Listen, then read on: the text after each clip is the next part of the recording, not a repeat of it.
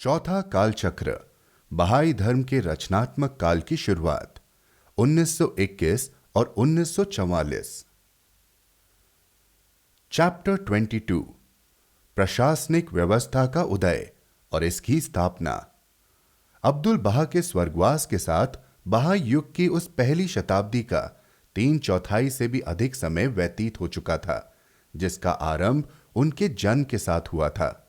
बाब द्वारा घोषित किए गए धर्म का प्रकाश 77 वर्ष पूर्व शिराज के क्षितिज पर उदित हुआ था और फारस के आकाश में चमका था, जिसके कारण फारस के लोगों को घेरे रहने वाला एक लंबा अंधकार मिट गया। असाधारण क्रूरता का वह खूनी स्नान, जिसमें इस प्रकाश के महत्व के प्रति लापरवाह और इसकी भव्यता के प्रति अंधी सरकार, धर्माधिकारी वर्ग और जनता ने मिलकर भाग लिया था, इसकी जन्मभूमि में इसकी महिमा की चमक बुझा न सका। प्रभु धर्म के भाग्य के सबसे अंधकारमय समय में जब बहाउल्लाह स्वयं तेहरान में कैद थे, तब इस धर्म को दोबारा सजीव करने के लिए उनका आह्वान किया गया और उन्हें इसके अंतिम लक्ष्य को पूरा करने के लिए अधिकृत किया गया। बगदाद में इस ध्याय के जन्म और इसकी घोषणा के बीच 10 वर्ष के अंतराल के अंत में उन्होंने बाब के भ्रूणीय धर्म में सुरक्षित रखे गए रहस्य को प्रकट कर दिया और वह फल प्रकट किया जो उस धर्म ने उपजाया था। एड्रियानोपल में मानव जाति के समक्ष बहाउल्लाह के उस संदेश की घोषणा की जा चुकी थी, जो बाबी विधान सहित पूर्व के सभी विधानों का वचन था तथा पूरब और पश्चिम के शासकों को इसकी चुनौती दी जा चुकी थी। अक्का के कारागार दुर्ग की दीवारों के पीछे ईश्वर के नवजात प्रकटीकरण के धारक ने उन नियमों और सिद्धांतों की रचना की थी। इसके अतिरिक्त अपने स्वर्गारोहण से पहले उन्होंने उस संविदा की भी स्थापना कर दी थी, जो इसकी नींव रखने और इसके निर्माणकर्ताओं की एकता की रक्षा करने में मार्गदर्शन और सहायता प्रदान करने वाली थी। संविदा के इस अद्वितीय और शक्तिशाली साधन से लेस होकर बहाउल्लाह के ज्येष्ठ पुत्र तथा उनकी संविदा के केंद्र अब्दुल बहा ने अपने पिता के धर्म के ध्वज को लहराया और पश्चिमी यूरोप में, दूरस्थ पूरब में तथा ऑस्ट्रेलिया में इसकी संस्थाओं के लिए एक अमेघ्य आधार की स्थापना की। उन्होंने अपने लेखों, पातियों और संबोधनों में इसके विधानों पर प्रकाश डाला, इसके नियमों की व्याख्या की और इसकी भावी प्रशासनिक व्यवस्था की मौलिक संस्थाओं का निर्माण किया। उन्होंने रूस में इसके प्रथम उपासना मंदिर का निर्माण कराया, जबकि इसके अग्रदूत के लिए कार्मल पर्वत की ढलान पर एक सुंदर समाधि तैयार की और उसमें अपने ही हाथों से उनके पावन अवशेषों को समाधिस्थ किया। यूरोप और उत्तरी अमेरिकी महाद्वीप के कई शहरों का दौरा करके उन्होंने पश्चिम के लोगों के बीच बहाउल्लाह के संदेश का प्रसार किया और इस ऊंचाई तक प्रभु धर्म का गौरव बढ़ाया, जिसका अनुभव इस धर्म ने पहले कभी नहीं किया था। अंत में अपने जीवन की शाम को उन्होंने दिव्य योजना की पातियों के प्रकटीकरण के माध्यम से उस समुदाय को अपना जनादेश दिया, जिसे उन्होंने स्वयं तैयार किया था, प्रशिक्षित एवं पोषित किया था। आने वाले वर्षों में यह योजना इस समुदाय के सदस्यों को इस योग्य बनाएगी कि वे सभी महाद्वीपों में प्रभु धर्म के प्रकाश को फैला सके और इसके प्रशासनिक ढांचे का निर्माण कर सके। अब समय आ चुका था जब वह अमर और विश्व को सजीव करने वाली चेतना स्वयं को उन संस्थाओं में परिवर्तित कर दे, जिसे उनकी फैली हुई ऊर्जा को निश्चित माध्यमों से प्रवाहित करने एवं उसके विकास को प्रोत्साहित करने के लिए रचा गया था। यह चेतना शिराज में जन्मी थी। इसे तेहरान में दोबारा प्रज्वलित किया गया था। बगदाद और एड्रियानोपल में इसे हवा देकर ज्वाला बना दिया गया था और अब यह 5 महाद्वीपों की सीमाओं के किनारों को प्रकाशित कर रही थी। बहाउल्लाह के विधान का वह शौर्यकाल, वह धर्म द्वितीय युग, वह प्रारंभिक दौर अब समाप्त हो चुका था, जिसने प्रभु धर्म के जन्म और इसके उत्कर्ष को देखा था, जिसमें इसके संस्थापक जीवित थे, जिसमें इसका जीवन उदित हुआ था,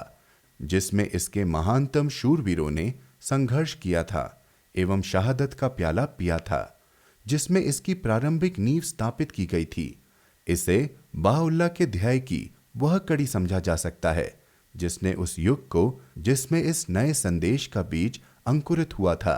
उन युगों के साथ जोड़ा है जिनके लिए इसका प्रस्फुटन और अंतिम फलन देखना नियत है। यह एक ऐसा दौर था जिसकी भव्यता की बराबरी इस युग की या मनुष्य के युग की कोई भी विजय नहीं कर सकती, चाहे वह कितनी ही शानदार क्यों न हो।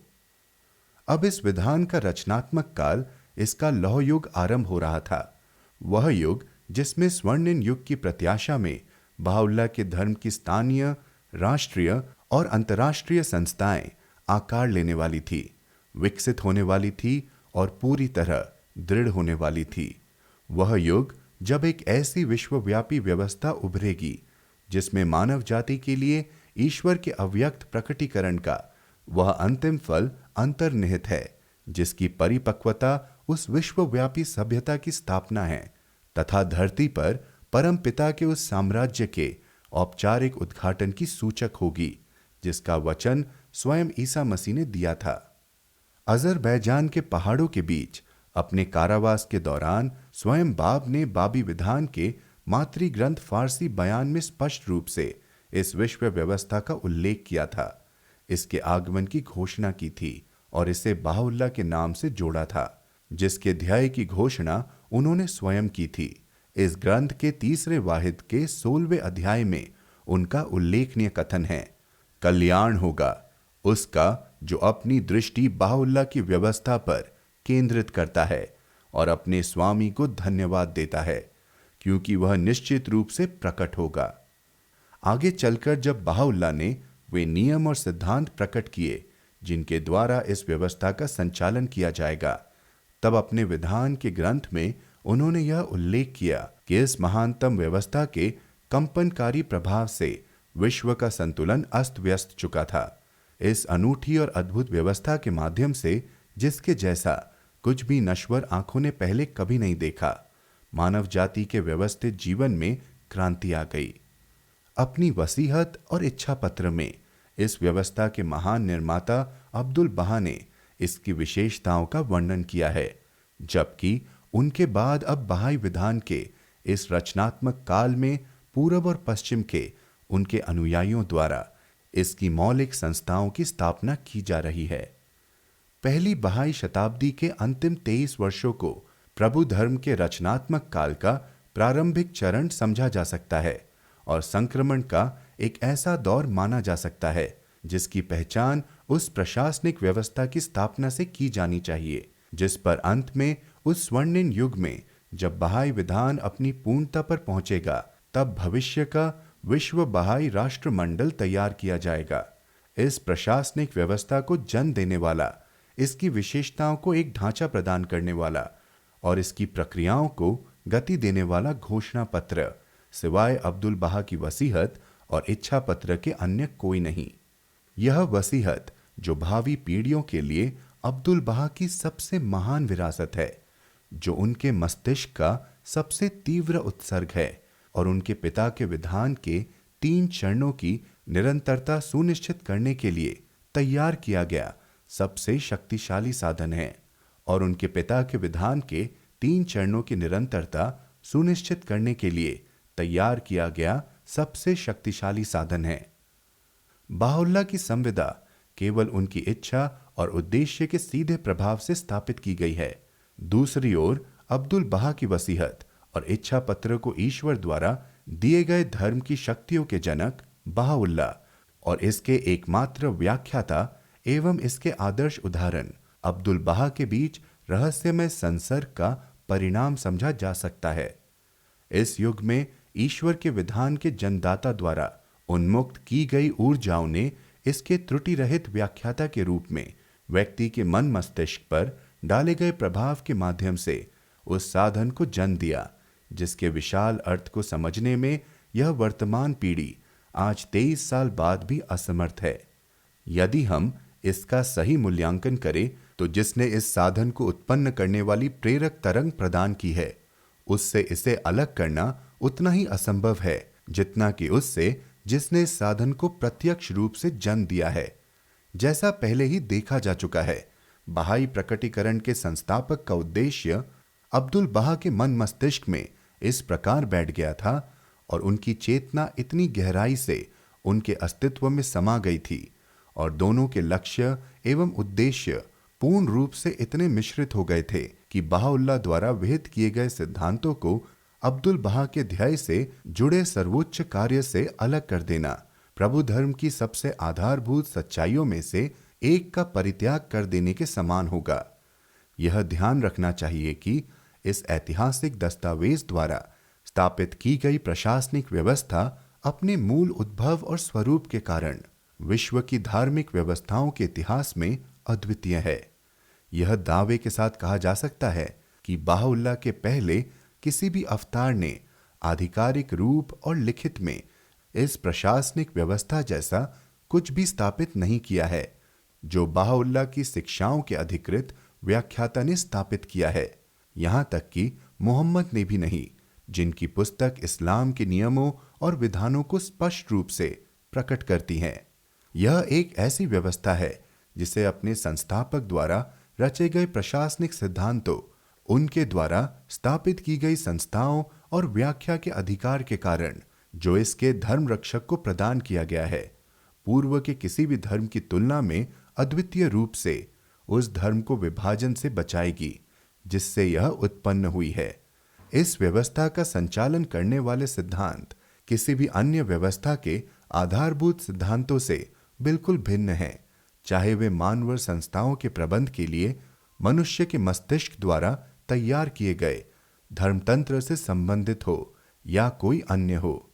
बहाउल्लाह के धर्म की प्रशासनिक व्यवस्था के बारे में यह कहा जा सकता है कि यह सैद्धांतिक या व्यवहारिक रूप से किसी भी प्रकार की लोकतांत्रिक सरकार, निरंकुशता की किसी भी व्यवस्था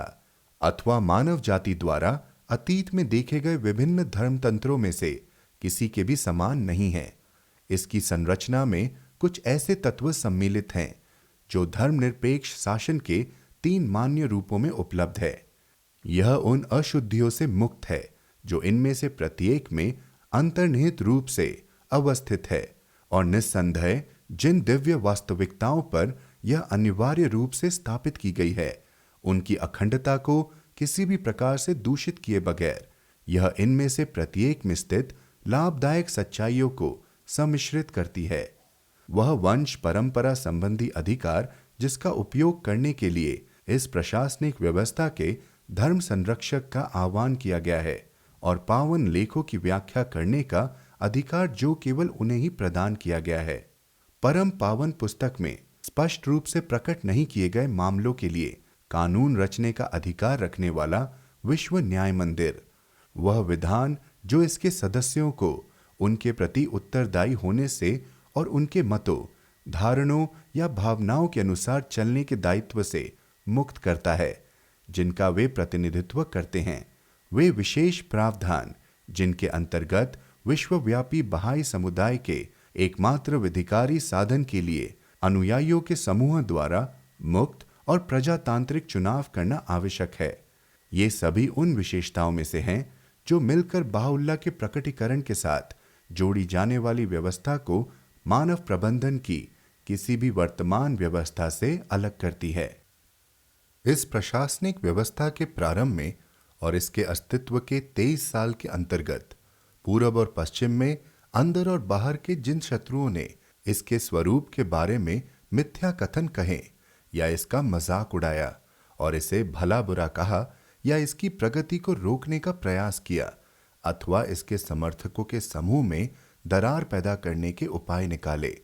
वे अपने दुष्ट उद्देश्यों को प्राप्त करने में सफल नहीं हुए। एक महत्वाकांक्षी आर्मीनियाई जिसने मिस्र में इस व्यवस्था की स्थापना के प्रारंभिक वर्षों में इसे हटाकर इसका स्थान उस साइंटिफिक सोसाइटी को देने का प्रयास किया था जिसे उसने अपनी अदूरदर्शिता से उत्पन्न किया था और जिसका वह प्रयोजक था, अपने उद्देश्य में बिल्कुल विफल हो गया। यूनाइटेड स्टेट्स और इंग्लैंड दोनों में इस व्यवस्था को उत्पन्न करने वाले घोषणा पत्र की अप्रामाणिकता को प्रदर्शित करने के अथक प्रयास करने वाली और यहां तक कि फिलिस्तीन के नागरिक प्रशासन को भी इस मामले में कानूनी कार्यवाही करने के लिए भड़काने वाली भ्रम में पड़ी उस महिला द्वारा उकसाए गए आंदोलन का कोई असर नहीं हुआ जो अपने अनुरोध को अस्वीकार किए जाने के कारण खींच गई थी। जर्मनी के सबसे पहले पायनियर और वहां पर प्रभु धर्म की स्थापना करने वालों में से उस व्यक्ति द्वारा किए गए धर्म त्याग का भी कोई असर नहीं हुआ, जिसे इसी औरत ने बड़े दुखद रूप से भ्रमित किया था। उसी दौरान फारस में इस व्यवस्था को न केवल बाधित करने के, बल्कि इसे जन्म देने वाले धर्म को हानि पहुंचाने के अपने निर्लज प्रयासों में उस बेशर्म यतीत द्वारा लिखी गई और प्रसारित की गई पुस्तकें भी इसी प्रकार असफल सिद्ध हुई। अब्दुल बहा का उद्देश्य प्रकट होते ही मिर्जा अदी-उल्लाह के नेतृत्व में बहाई जगत की पावनतम समाधि को इसके नियुक्त संरक्षक की अभिरक्षा से हथियाने के लिए उठ खड़े होने वाले उन बचे खुचे संविदा भंजकों द्वारा रचे गए षड्यंत्र भी इसी तरह असफल हो गए तथा उन्हें और भी बदनाम कर गए। इसके पश्चात इसी व्यवस्था के आधार को उखाड़ फेंकने और इसकी विशेषताओं को बिगाड़ने के उद्देश्य से ईसाई और गैर ईसाई देशों में ईसाई रूढ़िवादिता के कुछ समर्थकों द्वारा किए गए हमले भी इसके समर्थकों की वफादारी को समाप्त करने या उन्हें उनके उच्च उद्देश्य से विचलित करने में असमर्थ रहे।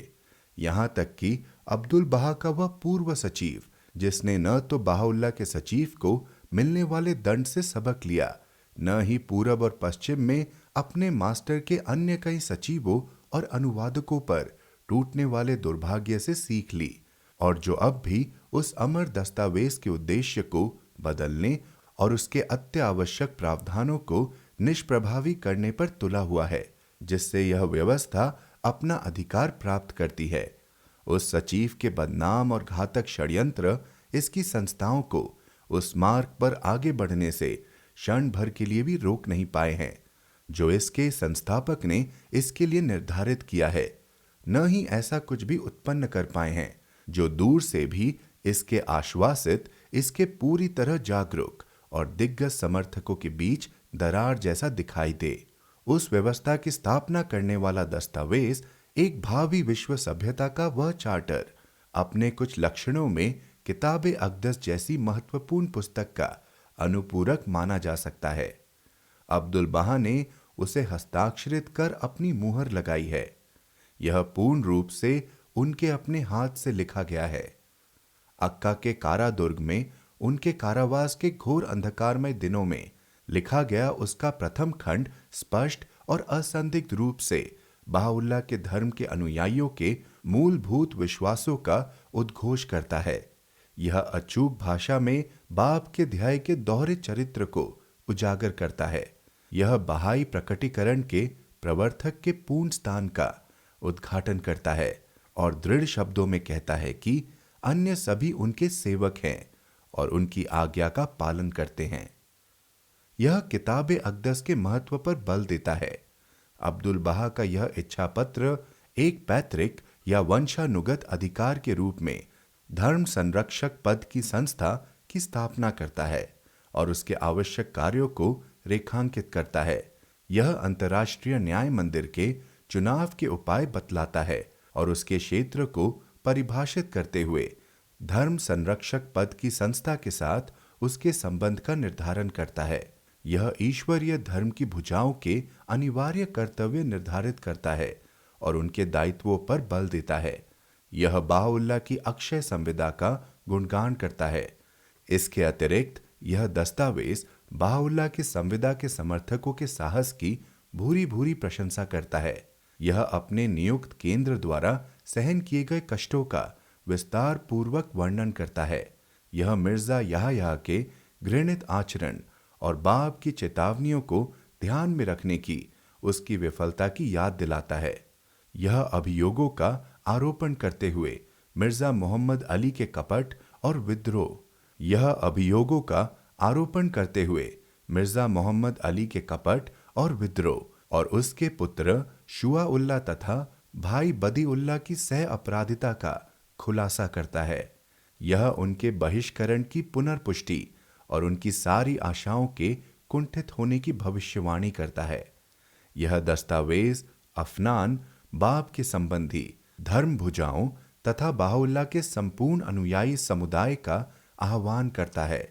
कि वे उनके धर्म का प्रचार करने के लिए मिलकर उठ खड़े हों, दूर दूर तक फैल जाएं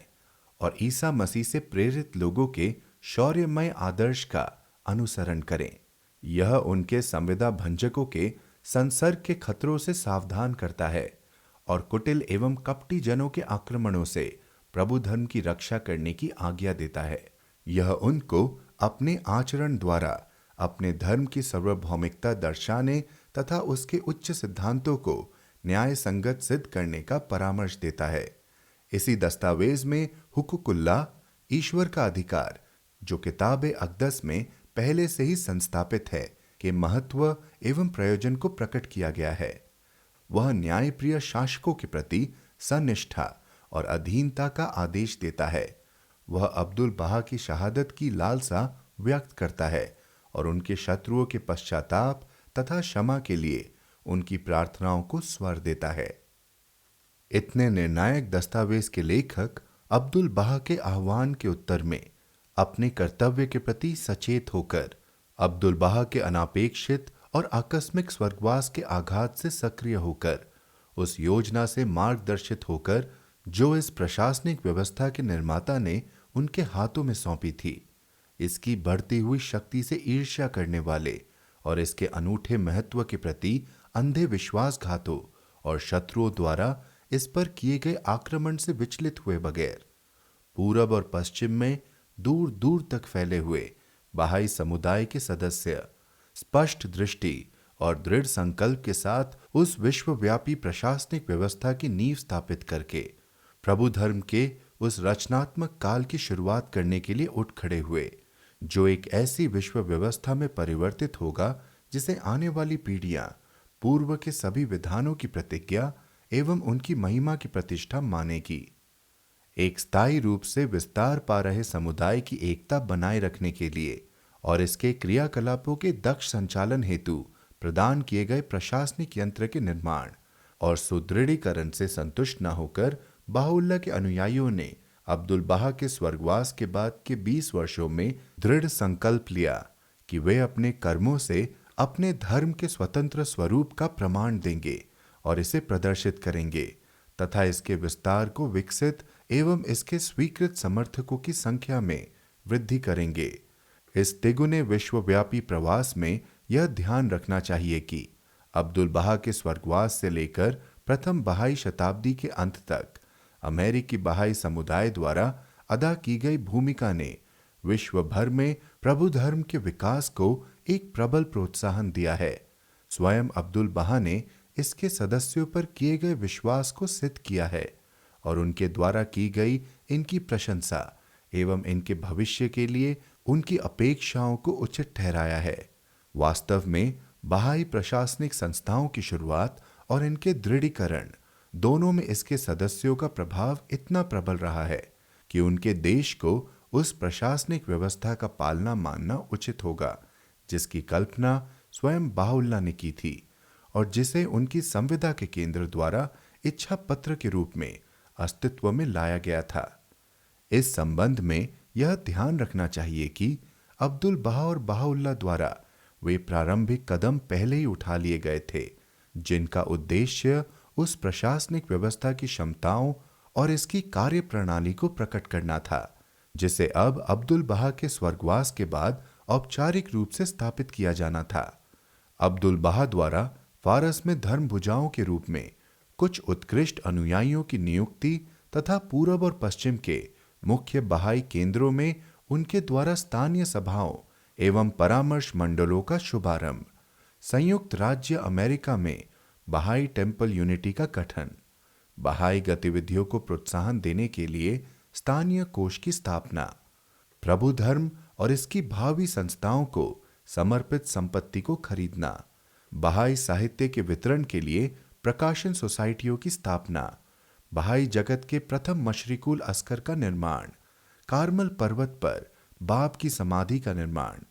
भ्रमणकारी शिक्षकों और तीर्थयात्रियों के लिए आवास की स्थापना।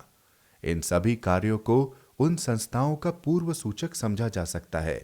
जिन्हें शौर्य काल के अंत के तत्काल बाद संपूर्ण बहाई विश्व में स्थायी रूप से और व्यवस्थित ढंग से स्थापित किया जाना था। जैसे ही बहाउल्लाह के अनुयायियों के समक्ष प्रभु धर्म की प्रशासनिक व्यवस्था की विशिष्टताओं का ढांचा प्रस्तुत करने वाले इस दिव्य घोषणा पत्र के प्रावधान प्रकट किए गए, वैसे ही उन्होंने उस नींव पर जो इसके शूरवीरों, संतों और शहीदों ने रखी थी, इसकी प्रशासनिक संस्थाओं के ढांचे के पहले चरण का निर्माण करना शुरू कर दिया। वे इस बात के प्रति सजग थे कि सबसे पहले एक ऐसी चौड़ी और ठोस नींव डालने की आवश्यकता है जिस पर उस विशाल ढांचे के स्तंभ खड़े किए जा सके। वे इस बात से भी पूरी तरह अवगत थे कि जब वे स्तंभ मजबूरी के साथ स्थापित हो चुके होंगे, तब अंत में पूरी इमारत को ताज पहनाने वाला वह गुंबद, वह अंतिम हिस्सा निर्मित किया जाएगा। संविदा भंजकों द्वारा पावन भूमि में उत्पन्न किए गए संकट ने, मिस्र में शरारत करने वालों द्वारा उकसाई गई हलचल ने, बाब के शिया समुदाय द्वारा बहाउल्लाह के पावन निवास को कब्जे में कर लेने से उत्पन्न होने वाली अशांति ने, रूस में प्रभु धर्म के सामने आने वाले खतरों ने, कुछ ऐसे लोगों की उस घृणा और उपहास ने जो इनके उद्देश्य को बिल्कुल गलत समझ बैठे थे, इस अमेरिकी बहाई समुदाय को, इस दिव्य रूप से रची गई व्यवस्था के प्रथम निर्माणकर्ताओं को उनके उद्देश्य से विचलित नहीं कर पाई। पूरी तरह एक होकर तथा इसके बावजूद कि उनके दृष्टिकोण, प्रार्थनाओं और भाषाओं में बड़ी भिन्नताएं थी, उन्होंने अपनी उन परिषदों की स्थापना और सुगठन के दोगुने कार्य का बीड़ा उठाया जो वहां के अनुयायियों द्वारा चुनी गई थी और जिनका उद्देश्य था दूरस्थ क्षेत्रों में धर्म के अनुयायियों की गतिविधियों को निर्देशित और समन्वित करना एवं इन्हें विकसित करना। फारस, संयुक्त राज्य America, Dominion of Canada, British Isles, France, Germany, Australia, Bharat, Burma, मिस्र, इराक, रूसी Turkestan, Caucasus, Australia, New Zealand, South Africa, तुर्की, सीरिया, फिलिस्तीन, बल्गेरिया, मेक्सिको, फिलीपीन द्वीपों, Jamaica, Costa Rica, Guatemala, Honduras, San Salvador, Argentina, Uruguay,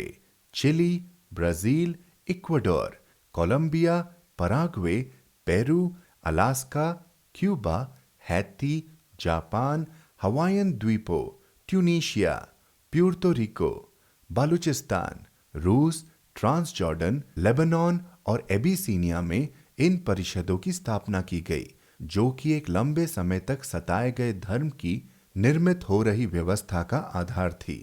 इन्हें आध्यात्मिक सभाओं का नाम दिया गया।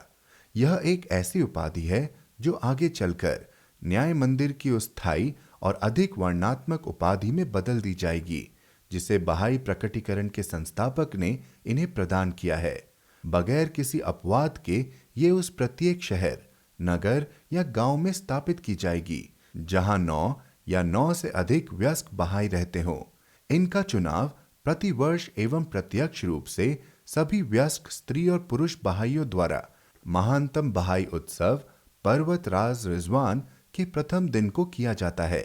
इन्हें ऐसे अधिकार से विभूषित किया गया है जिसके द्वारा वे अपने कार्यों एवं निर्णयों के लिए उनके प्रति जवाबदेह नहीं हैं जिन्होंने इन्हें चुना है। सभी परिस्थितियों में ये उस सर्व महान न्याय की मांग का सत्य निष्ठा से पालन करने के लिए वचनबद्ध हैं, क्योंकि केवल यही उस सर्व महान शांति का राज ला सकते हैं। क्योंकि केवल यही उस सर्व महान शांति का राज ला सकता है जिसकी घोषणा बहाउल्लाह ने की है और जिसे अंत में वे ही स्थापित करेंगे। अपने अधिकार क्षेत्र में आने वाले समुदायों के सर्वोत्तम हितों का सदैव बढ़ावा देने की, उन्हें अपनी योजनाओं और गतिविधियों से परिचित कराने की और वे जो भी सुझाव देने चाहें उनके लिए उन्हें आमंत्रित करने की जिम्मेदारी इन सभाओं को दी गई है। सभी स्वतंत्र एवं मानवीय आंदोलनों से मेलजोल रखने के माध्यम से अपने धर्म की सार्वभौमिकता और व्यापकता प्रदर्शित करने के अपने उतने ही महत्वपूर्ण कार्य के प्रति भी ये सभाएं सचेत रहती हैं। ये सभी सांप्रदायिक संगठनों से दूर रहती हैं, चाहे वे धार्मिक हो या धर्मनिरपेक्ष इन्हें ऐसी समितियों की सहायता प्राप्त होती है जो इन्हीं के द्वारा नियुक्त की जाती है और इन्हीं के प्रति प्रत्यक्ष रूप से उत्तरदायी होती हैं। इनमें से प्रत्येक समिति को अध्ययन और कार्यवाही के लिए बहाई गतिविधियों की कोई भी एक विशेष शाखा सौंपी जाती है। इन सभाओं को एक ऐसे स्थानीय कोष का समर्थन प्राप्त होता है जिससे सभी अनुयायी स्वेच्छा से दान देते हैं। बहाउल्लाह के धर्म, जिसके अनुयायियों की वर्तमान संख्या कई हजार है और जिसकी सदस्यता में विविध जातियों, संप्रदायों और वर्गों के वे लोग शामिल हैं जिन्हें मिलाकर विश्वव्यापी बहाई समुदाय बनता है, के प्रतिनिधियों और रक्षकों ने पिछले 20 वर्षों में अपनी उपलब्धियों के कारण बहुत बड़े पैमाने पर बहाई समाज की प्रबल शक्ति और इसके प्रशासनिक ढांचे का अंतिम आधार माने जाने का अपना अधिकार प्रदर्शित कर दिया है। किताब अक़दस में बहाउल्लाह कहते हैं कि उस स्वामी ने आदेश दिया है कि प्रत्येक शहर में एक न्याय मंदिर स्थापित किया जाए जिसमें बहा की संख्या 9 के बराबर सलाहकार एकत्रित होंगे, और यदि यह संख्या बढ़ जाती है तो इसमें कोई हर्ज नहीं है। उन्हें चाहिए कि वे मनुष्यों के बीच उस सर्वदयालु के प्रति विश्वसनीय बने। उन्हें चाहिए कि वे मनुष्य के बीच उस सर्वदयालु के प्रति विश्वसनीय बने तथा अपने आप को धरती पर निवास करने वाले सभी के लिए ईश्वर द्वारा नियुक्त संरक्षक समझे। उनके लिए आवश्यक है कि वे मिलकर परामर्श करें और ईश्वर की खातिर उसके सेवकों के हितों का उसी प्रकार उचित ध्यान रखें जिस प्रकार वे अपने स्वयं के हितों का रखते हैं, और उसका चुनाव करें जो उचित और शोभनीय हो। एक अमेरिकी अनुयायी को संबोधित की गई पाती में अब्दुल बहा साक्षी देते हैं कि इन आध्यात्मिक सभाओं को ईश्वर की चेतना द्वारा सहायता प्रदान की जाती है। इनके रक्षक अब्दुल बहा हैं, इन पर वे अपने पंख फैलाते हैं। कौन सा अनुग्रह इससे बढ़कर है। उसी पाती में वे घोषित करते हैं कि ये आध्यात्मिक सभाएं वे चमकते हुए दीपक और स्वर्गिक उद्यान हैं। वे चमकते हुए दीपक और स्वर्गिक उद्यान हैं जिनसे सभी क्षेत्रों पर पावनता की सुरभि फैलती है तथा चारों ओर सभी सृजित वस्तुओं पर ज्ञान का प्रकाश फैलता है। इनसे प्रत्येक दिशा में जीवन की चेतना प्रवाहित होती है। सत्य ही सदैव और सभी परिस्थितियों में ये मनुष्य की प्रगति के शक्तिशाली स्रोत हैं। किसी भी संदेह से परे इनका ईश्वर प्रदत्त अधिकार स्थापित करते हुए उन्होंने लिखा है कि सभी के लिए अनिवार्य है कि वे आध्यात्मिक सभा के साथ परामर्श किए बगैर कोई भी कदम ना उठाएं तथा सभी को इसके आदेश का अंतरात्मा से पालन करना चाहिए और इसके समक्ष झुक जाना चाहिए ताकि सब कुछ व्यवस्थित हो सके और कर्म में लाया जा सके। उन्होंने आगे लिखा है, यदि परामर्श के बाद कोई निर्णय सर्वसम्मति से लिया जाता है तो बहुत अच्छा है, लेकिन ईश्वर ना करे यदि मतभेद उत्पन्न हो जाए तो बहुमत मान्य किया जाना चाहिए। स्थानीय सभाओं का ढांचा स्थापित कर लेने के बाद पूर्व और पश्चिम में अब्दुल बहा के अनुयायियों ने अपने उच्च अभियान के अगले एवं और भी अधिक कठिन चरण में प्रवेश किया। ये स्थानीय सभाएं उस इमारत का आधार है जिसके निर्माण के लिए बहाउल्लाह के धर्म की प्रशासनिक व्यवस्था के निर्माता ने अमेरिका के बहाइयों को निर्देशित किया था, जहां स्थानीय बहाई समुदायों की संख्या में और इनके प्रभाव में पर्याप्त वृद्धि हो चुकी थी। राष्ट्रीय सभाएं स्थापित करने के लिए कदम उठाए गए जो ऐसी धुरियां हैं जिनके इर्द गिर्द सभी राष्ट्रीय उपक्रम घूमते हैं। अब्दुल बहा ने अपनी वसीहत और इच्छा पत्र में इन राष्ट्रीय सभाओं को माध्यमिक न्याय मंदिर कहा है। ये विश्व न्याय मंदिर का गठन करने वाली चुनावी संस्थाएं हैं और इन्हें अपने क्षेत्र की व्यक्तिगत और स्थानीय सभाओं की गतिविधियों को निर्देशित करने, जोड़ने, समन्वित करने और प्रोत्साहित करने का अधिकार प्राप्त है। संगठित स्थानीय समुदायों के विस्तृत आधार पर खड़ी हुई ये संस्थाएं, जो स्वयं भी उस संस्था का स्तंभ है जिसे बहाई प्रशासनिक व्यवस्था का शीर्ष समझा जाना चाहिए। अनुपातिक प्रतिनिधित्व के सिद्धांत के आधार पर स्थानीय बहाई समुदायों के उन प्रतिनिधियों द्वारा चुनी जाती है जो रिजवान पर्व की अवधि के दौरान अधिवेशन में एकत्रित होते हैं। इन सभाओं को अपने अपने क्षेत्र में बहाई गतिविधियों का कुशल विकास सुनिश्चित करने का आवश्यक अधिकार प्राप्त है। अपनी नीतियों और निर्णयों के लिए ये अपने मतदाताओं के प्रति हर प्रकार की सीधी जिम्मेदारी से मुक्त हैं। इनका पावन कर्तव्य है कि ये उन प्रतिनिधियों के साथ परामर्श करें, उनके सुझाव आमंत्रित करें और उनका विश्वास एवं सहयोग प्राप्त करें। साथ ही उन्हें अपनी योजनाओं, समस्याओं और कार्यों से अवगत कराएं। ये एक राष्ट्रीय कोष से समर्थित होती हैं, जिसमें अंशदान देने के लिए सभी अनुयायियों से अपील की जाती है। इन सभाओं की स्थापना संयुक्त राज्य अमेरिका में सन 1925 में हुई। इस देश की राष्ट्रीय सभा की स्थापना से बहाई टेम्पल यूनिटी का अस्तित्व समाप्त हो गया, जिसकी स्थापना अब्दुल बहा के धर्मकाल के दौरान की गई थी। ब्रिटिश आइल्स में 1923, जर्मनी 1923, मिस्र 1924, इराक 1931, भारत 1923, फारस 1934 और ऑस्ट्रेलिया में 1934 में हुई। इन सभाओं ने, जिनका चुनाव उन प्रतिनिधियों द्वारा प्रति वर्ष किया जाता है जिनकी संख्या राष्ट्रीय आवश्यकताओं के अनुसार 9, 19, 95 अथवा 171, 9 बार 19 निर्धारित की जा चुकी है। इन राष्ट्रीय सभाओं ने प्रभु धर्म के रचनात्मक काल के एक नए दौर का संकेत दिया है और इस लगातार विकसित हो रहे समुदाय के क्रमिक विकास और इसके सुगठन के अगले चरण को चिन्हित किया है। अपनी गतिविधियों की परिधि के धीरे धीरे बढ़ने पर अपनी समितियों की सहायता से, जो इनके प्रति उत्तरदायी होती हैं, जिन्हें ये बिना किसी भेदभाव के अपने क्षेत्र के अनुयायियों के संपूर्ण समूह के बीच से चुनती है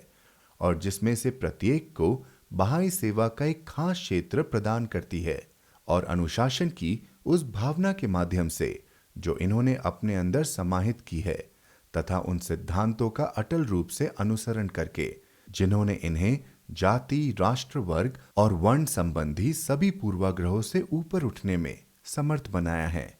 इन सभाओं ने उल्लेखनीय रूप से हाल ही में सुगठित होने वाले धर्म की बढ़ती हुई गतिविधियों का प्रबंध करने में स्वयं को सक्षम सिद्ध किया है।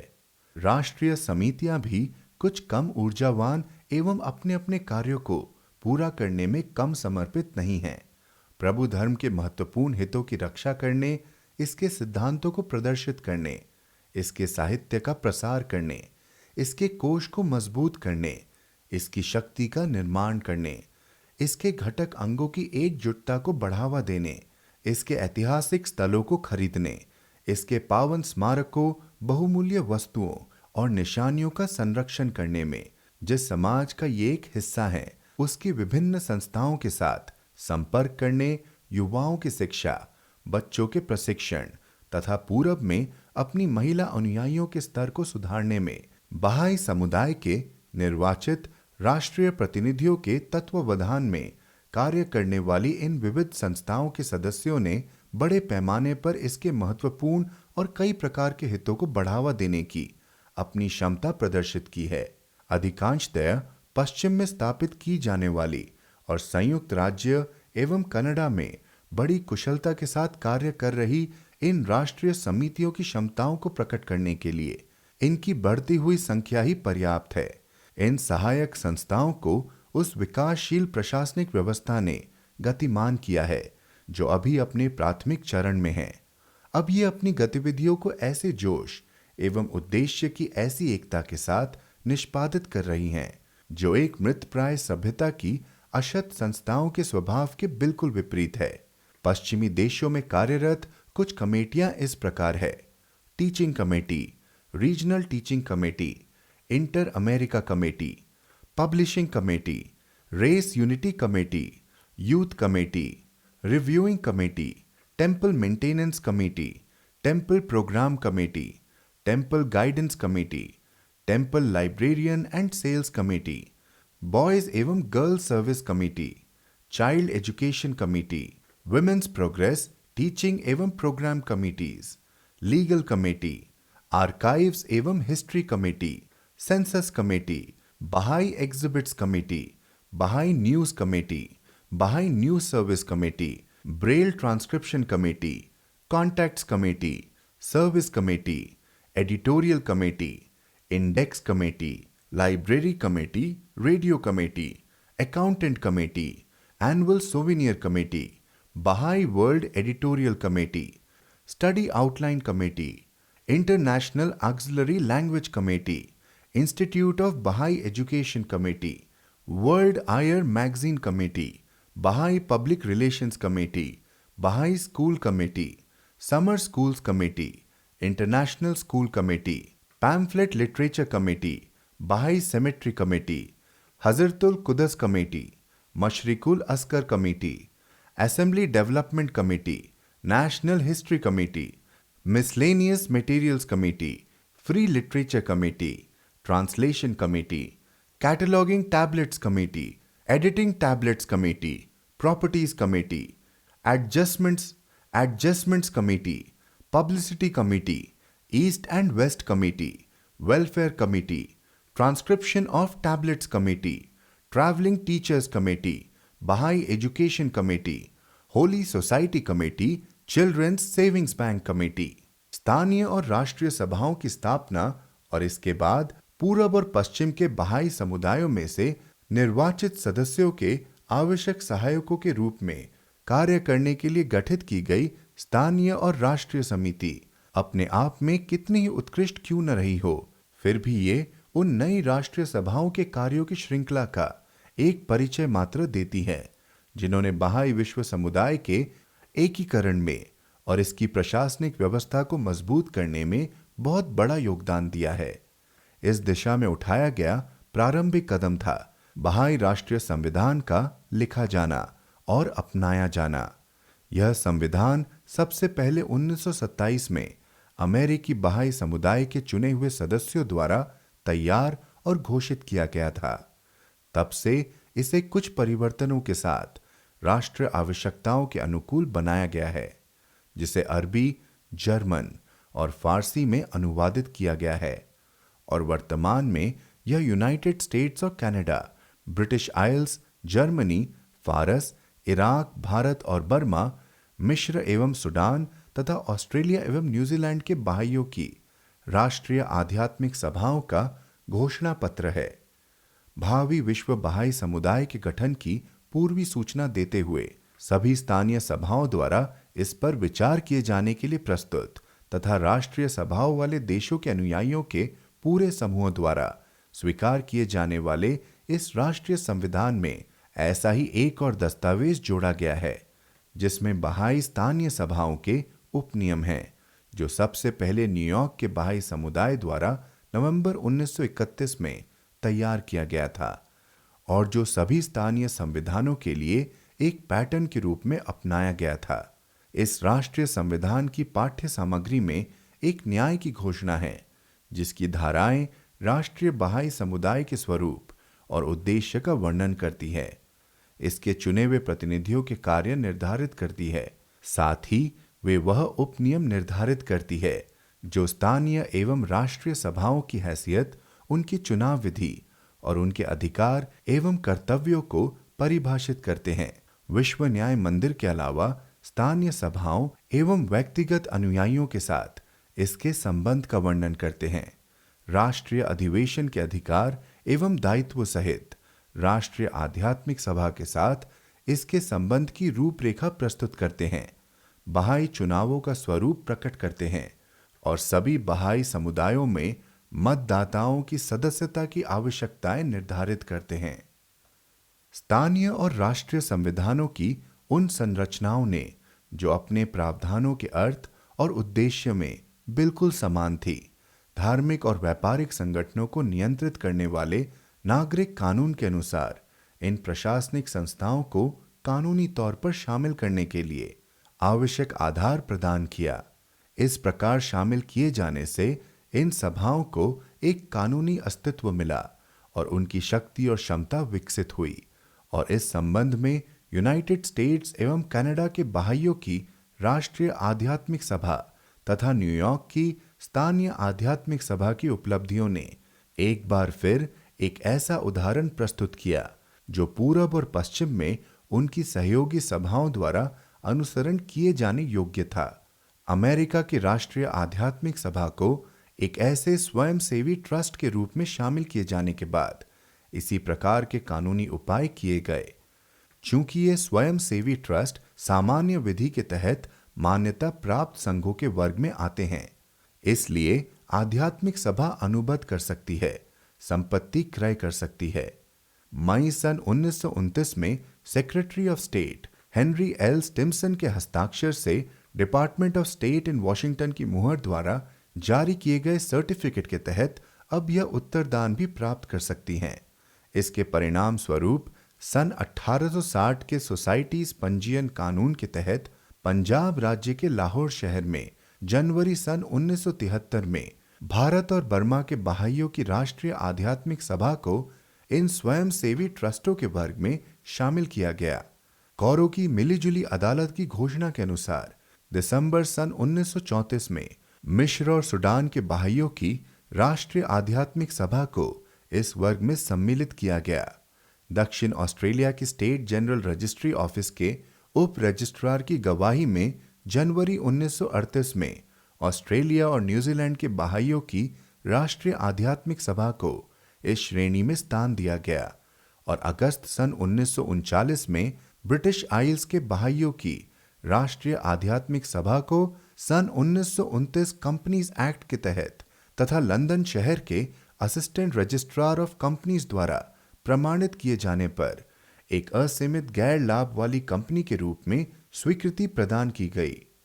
इन राष्ट्रीय सभाओं के कानूनी तौर पर शामिल किए जाने के साथ साथ फरवरी सन 1932 में शिकागो की स्थानीय बहाई आध्यात्मिक सभा द्वारा स्थापित किए गए उदाहरण का अनुसरण करते हुए United States of America,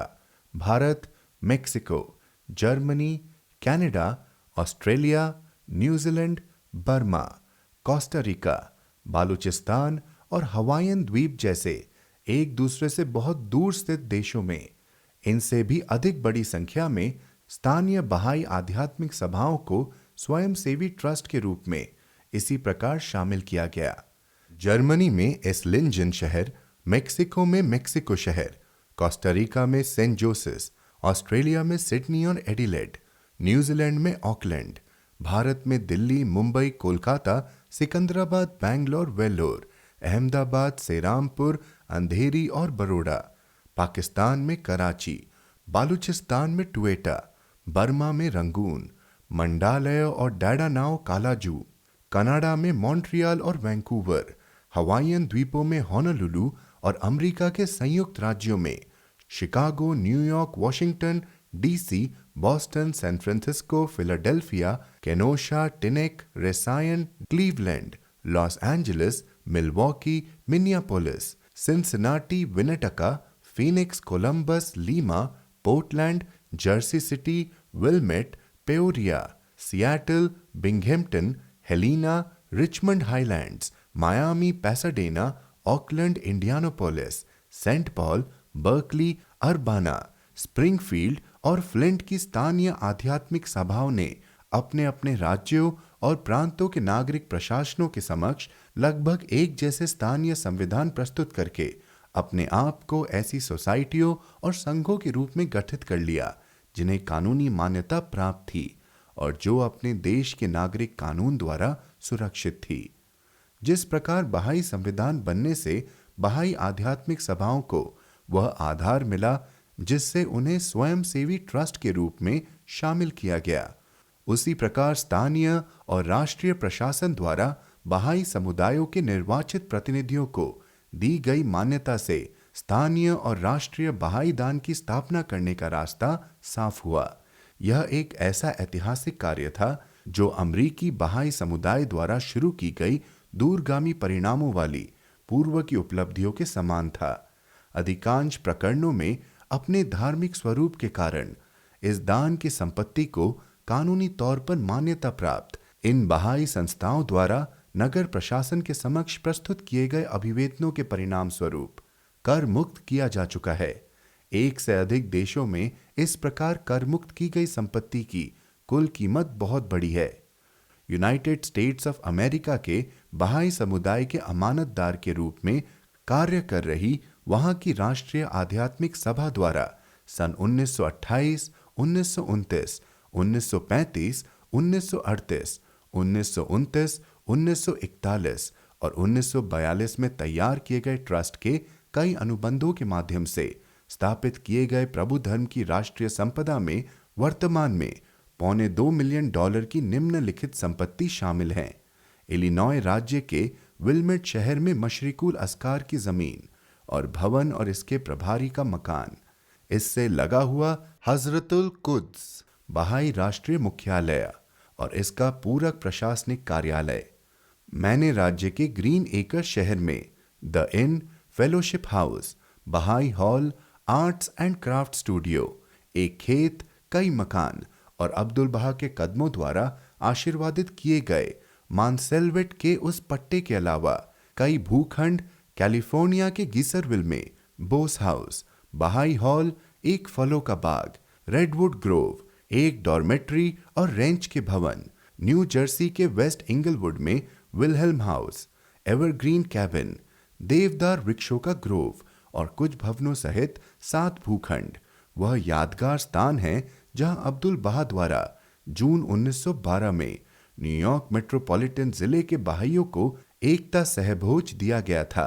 Massachusetts के गोल्डन शहर में उनकी उपस्थिति द्वारा आशीर्वादित विल्सन हाउस और एक जमीन, कोलोराडो के पाइन वैली में मैथ्यूज हाउस और रंच बिल्डिंगे, मिशिगन के मास्कोगॉन शहर में एक जमीन तथा एनएच के पोर्ट्समाउथ में समाधि क्षेत्र के लिए एक भूखंड। यद्यपि फारस का बहाई समुदाय अपनी राष्ट्रीय और स्थानीय सभाओं को कानूनी तौर पर मान्यता नहीं दिला सकता था, इसलिए यहां प्रभु धर्म के क्रियाकलापों के संचालन का स्वामित्व कुछ बहाई मित्रों के हाथों में सौंपकर उन्हें इसका अमानतदार बना दिया गया है। प्रभु धर्म के पास अपनी जन्मभूमि में जो परिसंपत्ति है उसका महत्व अमेरिकी बहाई समुदाय की परिसंपत्ति से महानतर है और इसकी कुल कीमत भी उससे कहीं अधिक है। शिराज में बाप का घर और अब्दुल बहा के समय से ही बहाई समुदाय के अधिकार में रहने वाले माजिंदरान प्रांत के ताकुर गांव में स्थित बहाउल्लाह का पुश्तैनी मकान वे संपत्तियां हैं जिनमें अब्दुल बहा के स्वर्गावास के बाद अब उन विशाल संपत्तियों को भी जोड़ दिया गया है जो राजधानी के बाहर एलबुर्ज पर्वत की ढलान पर बहाउल्लाह के मूल शहर के सामने स्थित है। इनमें एक खेत, एक बगीचा और अंगूर का एक बाग शामिल है। इस पूरी जमीन का क्षेत्र 30 लाख वर्ग मीटर है और इसे फारस के मशरिकुल अस्कार के भावी स्थान के रूप में संरक्षित रखा गया है।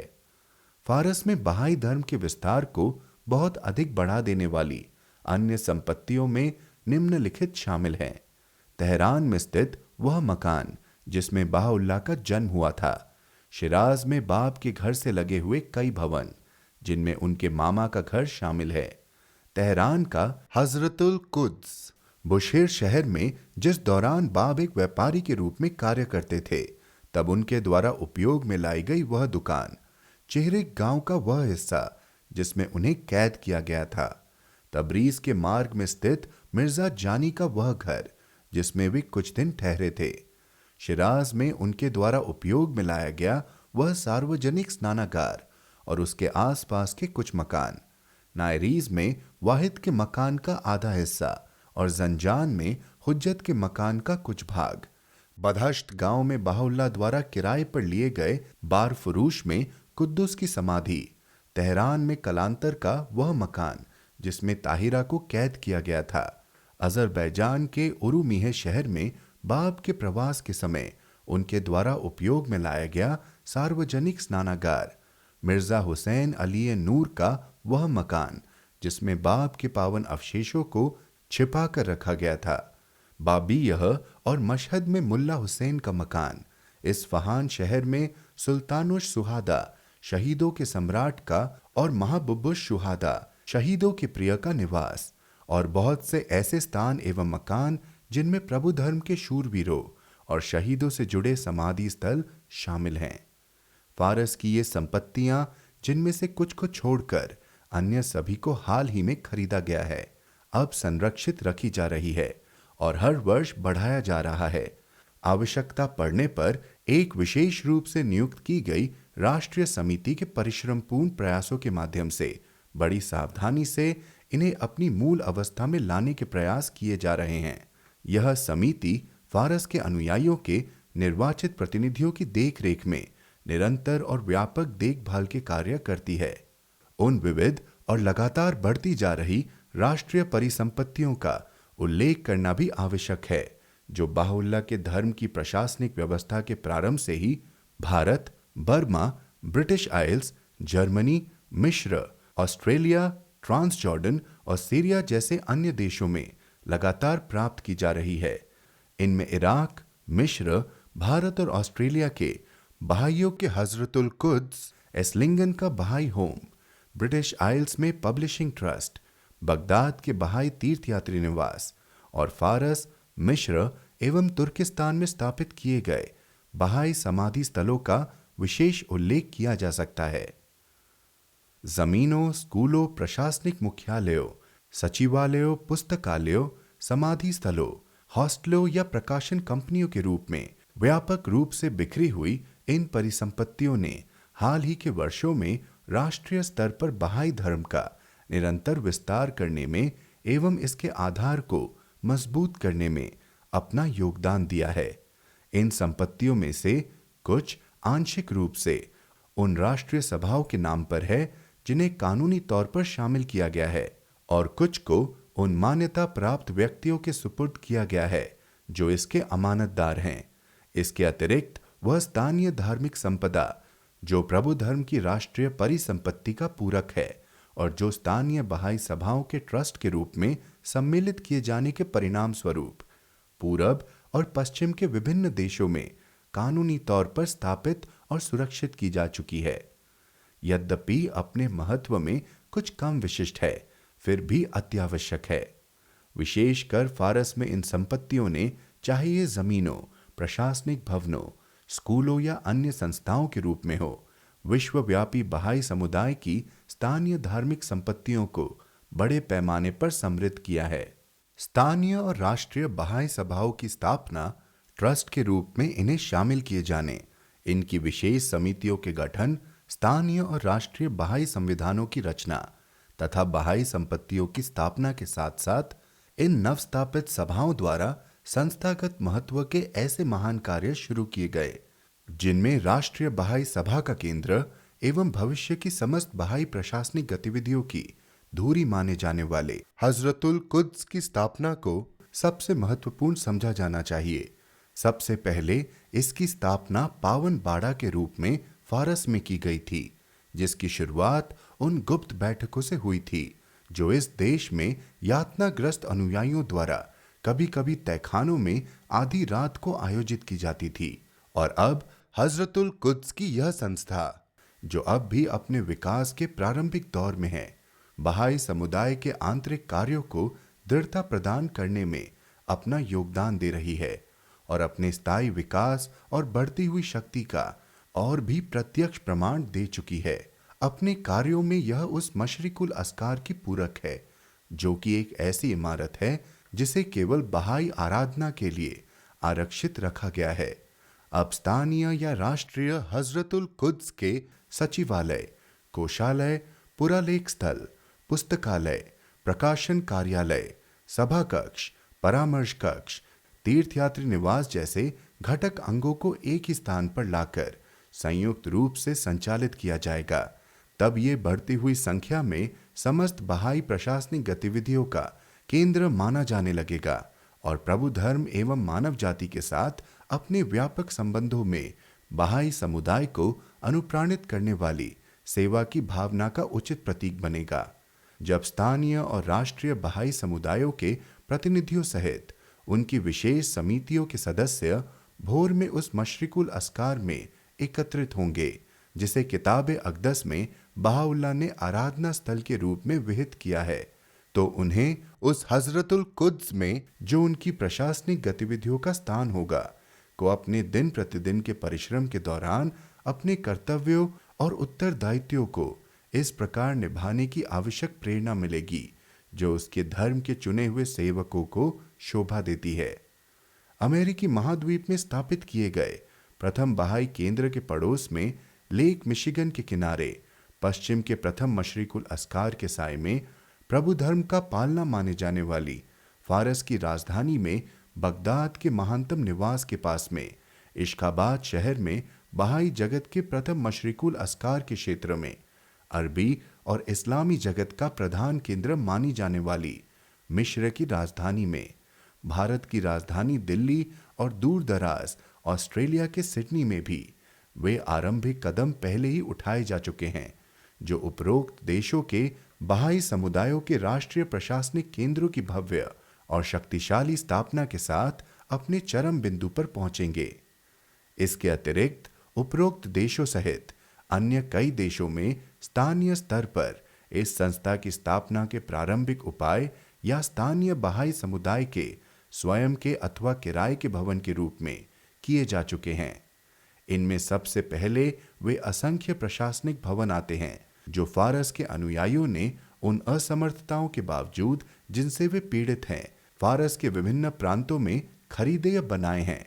प्रशासनिक व्यवस्था के विकास के एक पहलू के रूप में समान रूप से महत्वपूर्ण उल्लेखनीय प्रगति वह है जो विशेषकर संयुक्त राज्य अमेरिका में उन ग्रीष्मकालीन स्कूलों द्वारा प्राप्त की गई हैं, जिन्हें एक विशेष रूप से बहाई वातावरण में भाईचारे की भावना को बढ़ावा देने के लिए, बहाई शिक्षकों को आवश्यक प्रशिक्षण देने के लिए, प्रभु धर्म के इतिहास एवं इसकी शिक्षाओं के अध्ययन हेतु सुविधाएं प्रदान करने के लिए तथा अन्य धर्मों और व्यापक मानव समाज के साथ इसके संबंधों को बेहतर समझने के लिए बनाया गया है। उत्तर अमेरिकी महाद्वीप के 3 बड़े भागों के लिए 3 क्षेत्रीय केंद्रों में इसी प्रकार के ग्रीष्मकालीन स्कूल स्थापित किए गए हैं। गीसरविल के कैलिफोर्नियन हिल्स में सन 1927, मैने राज्य में पिस्काटाकवा के किनारे स्थित ग्रीन एकर में सन 1929, मिशिगन में डेविडसन के पास लुहेलन रैंच में सन 1931 और हाल ही में कोलोराडो स्प्रिंग्स की पाइन वैली में स्थापित किए गए अंतर्राष्ट्रीय स्कूल भी अब इनमें जुड़ गए हैं। दूसरे देशों में, विशेषकर लैटिन अमेरिका में सेवाएं अर्पित करने की चाह रखने वाले बहाई शिक्षकों के प्रशिक्षण को समर्पित इन तीनों भ्रूणीय बहाई शैक्षिक संस्थाओं ने अपने कार्यक्रमों के स्थायी विस्तार के माध्यम से पूरब और पश्चिम के अन्य बहाई समुदायों के लिए एक ऐसा उदाहरण प्रस्तुत किया है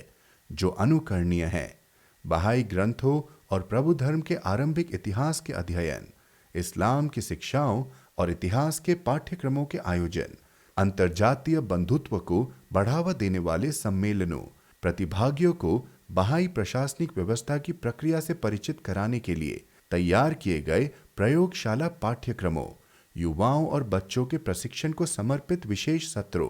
वक्तव्य प्रस्तुत करने के लिए प्रशिक्षण कक्षाओं, तुलनात्मक धर्म के बारे में व्याख्यानों, प्रभु धर्म के विविध पहलुओं पर सामूहिक चर्चाओं, पुस्तकालयों की स्थापना, शिक्षण कक्षाओं, लैटिन अमेरिका और बहाई नैतिक शास्त्र के पाठ्यक्रमों, शीतकालीन स्कूल सत्रों, मंचों और भक्ति परक सम्मेलनों, नाटिकाओं और प्रदर्शनियों, पिकनिक और अन्य मनोरंजक गतिविधियों, बहाइयों और गैर बहाइयों के लिए समान रूप से खोले गए इन स्कूलों ने इतना ऊंचा उदाहरण प्रस्तुत किया है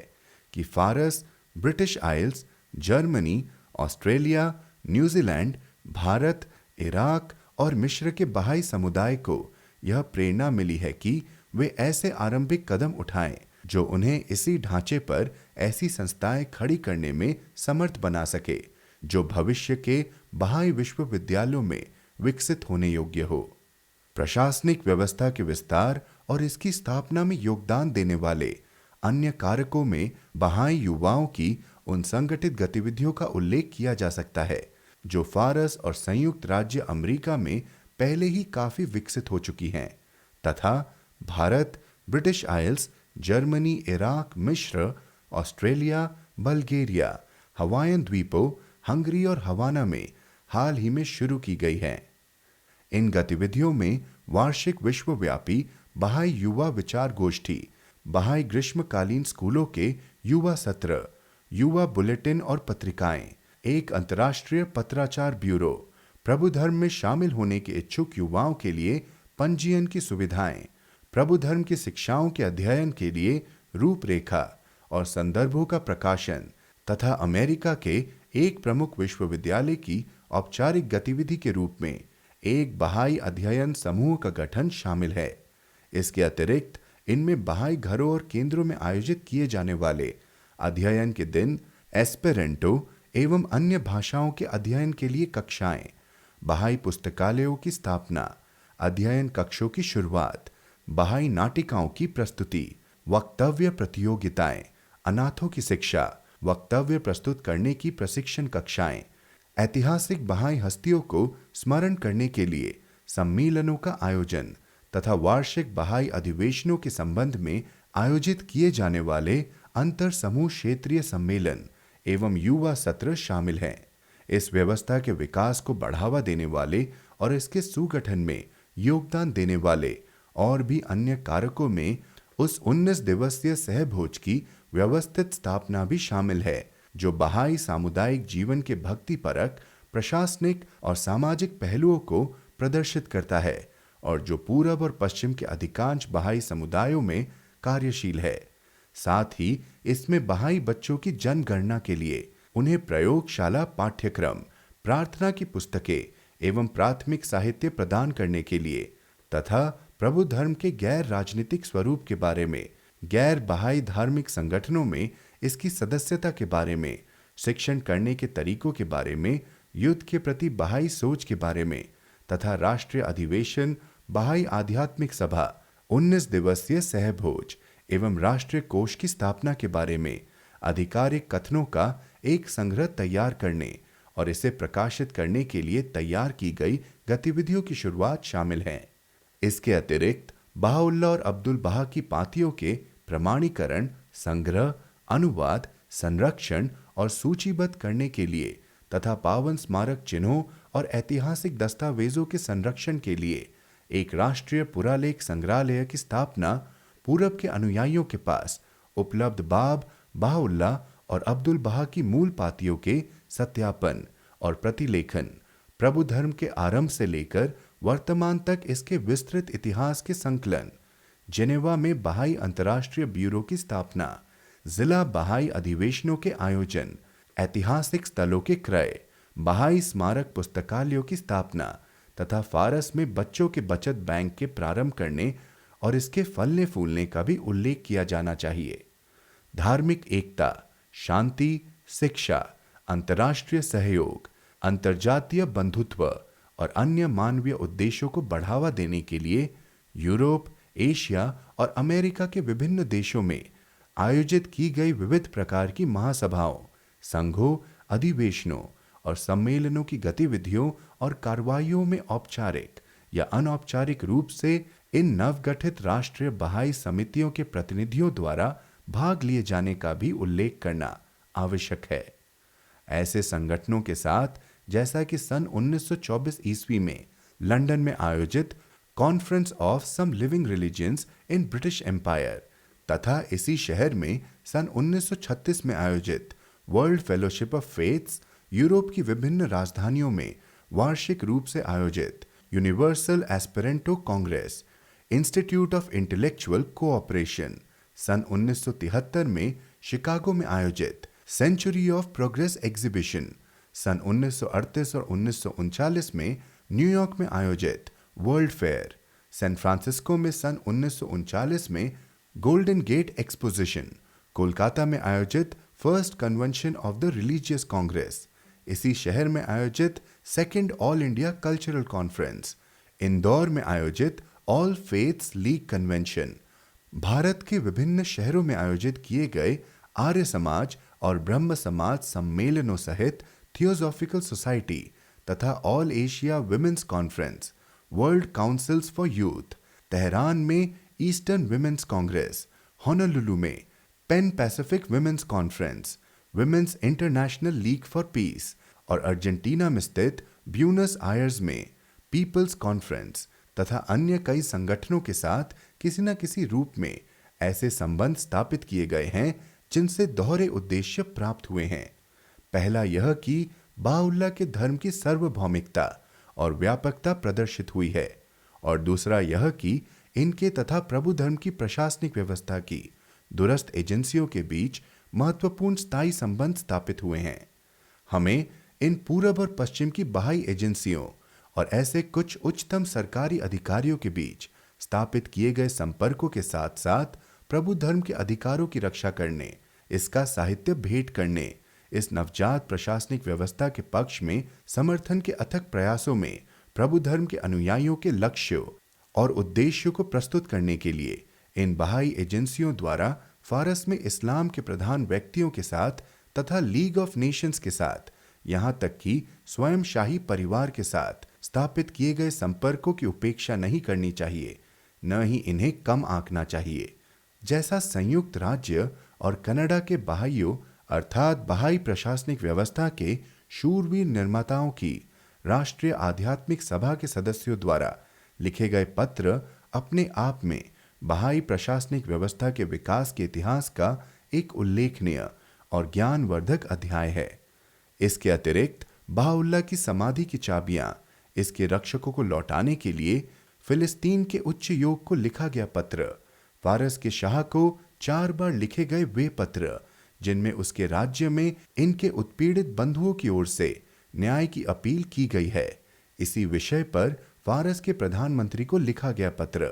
रोमानिया की महारानी मैरी को लिखा गया पत्र जिसमें उनकी ओर से बहाई धर्म को दी गई ऐतिहासिक श्रद्धांजलियों के लिए उनके प्रति आभार व्यक्त किया गया है। धर्मों के बीच सामंजस्य और शांति की अपील करते हुए फारस में इस्लाम के प्रमुख व्यक्तियों को बगदाद में स्थित महानतम निवास की सुरक्षा सुनिश्चित करने के लिए इराक के राजा फैजल को रूस के बहाई समुदायों की ओर से सोवियत अधिकारियों को अपने जर्मन भाइयों द्वारा सहन की गई असमर्थता के बारे में जर्मन अधिकारियों को इस्लामिक रूढ़िवादिता के बोझ से अपने सह अनुयायियों को स्वतंत्र कराने के लिए मिस्र की सरकार को फारस की बहाई शैक्षिक संस्थाओं को बंद करने के संबंध में फारस की कैबिनेट को तुर्की में प्रभु धर्म के हितों की रक्षा के लिए संयुक्त राज्यों की सरकार के राज्य विभाग को, वॉशिंगटन में स्थित तुर्की राजदूत को तथा अंकारा में स्थित तुर्की कैबिनेट को लुआ गेटसिंगर के पार्थिव अवशेषों के लिए कायरो के प्रोटेस्टेंट समाधि स्थल से मिस्र में स्थापित किए गए प्रथम बहाई समाधि स्थल में स्थानांतरित करने की सुविधा के लिए इसी राज्य विभाग को, कीथ रैनसम केलर के ध्याय के बारे में वॉशिंगटन में मौजूद फारस के मंत्री को, मिस्र के राजा को बहाई साहित्य के साथ विश्व शांति के बारे में बहाई शिक्षकों को पेश करते हुए संयुक्त राज्य को और कनाडा की सरकार को, रोमानिया की महारानी मेरी के देहांत के अवसर पर अमेरिका के बहाइयों की ओर से वॉशिंगटन में मौजूद रोमेनिया के मंत्री को और राष्ट्रपति फ्रैंकलिन डी रूजवेल्ट को लिखे गए पत्र जिसमें उन्हें बाउल्ला द्वारा जारी किए गए उन आदेशों से अवगत कराया गया है जो उन्होंने किताब अक़दस में जारी किए हैं। साथ ही अब्दुल बहा द्वारा प्रकट की गई कुछ प्रार्थनाएं भी सम्मिलित की गई हैं।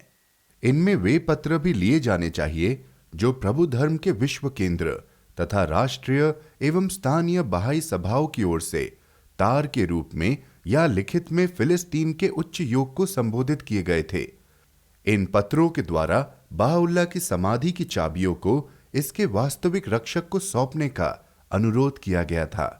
बगदाद में स्थित बाउल्ला के निवास का अधिकार लौटाने के लिए पूरब और पश्चिम के बहाई केंद्रों द्वारा इराकी प्रशासनिक अधिकारियों को अपीलें भेजी गई थी और इस संबंध में बगदाद की कोर्ट ऑफ अपील्स द्वारा किए गए निर्णय पर पश्चात British secretary of state for the colonies को अपीलें भेजी गई थी। इन पत्रों के माध्यम से लीग ऑफ नेशंस के काउंसिल द्वारा बहाई प्रार्थियों के दावों के पक्ष में की गई औपचारिक घोषणा की सराहना करते हुए पूरब और पश्चिम के बहाई समुदायों ने उन्हें संदेश भेजे थे। साथ ही रोमानिया की महारानी मेरी द्वारा प्रभु धर्म की ऐतिहासिक प्रशंसा के प्रकाशित होने पर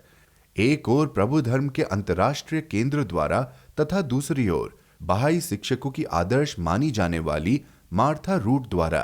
रोमानिया की महारानी मेरी के साथ कई पत्रों का आदान प्रदान किया गया था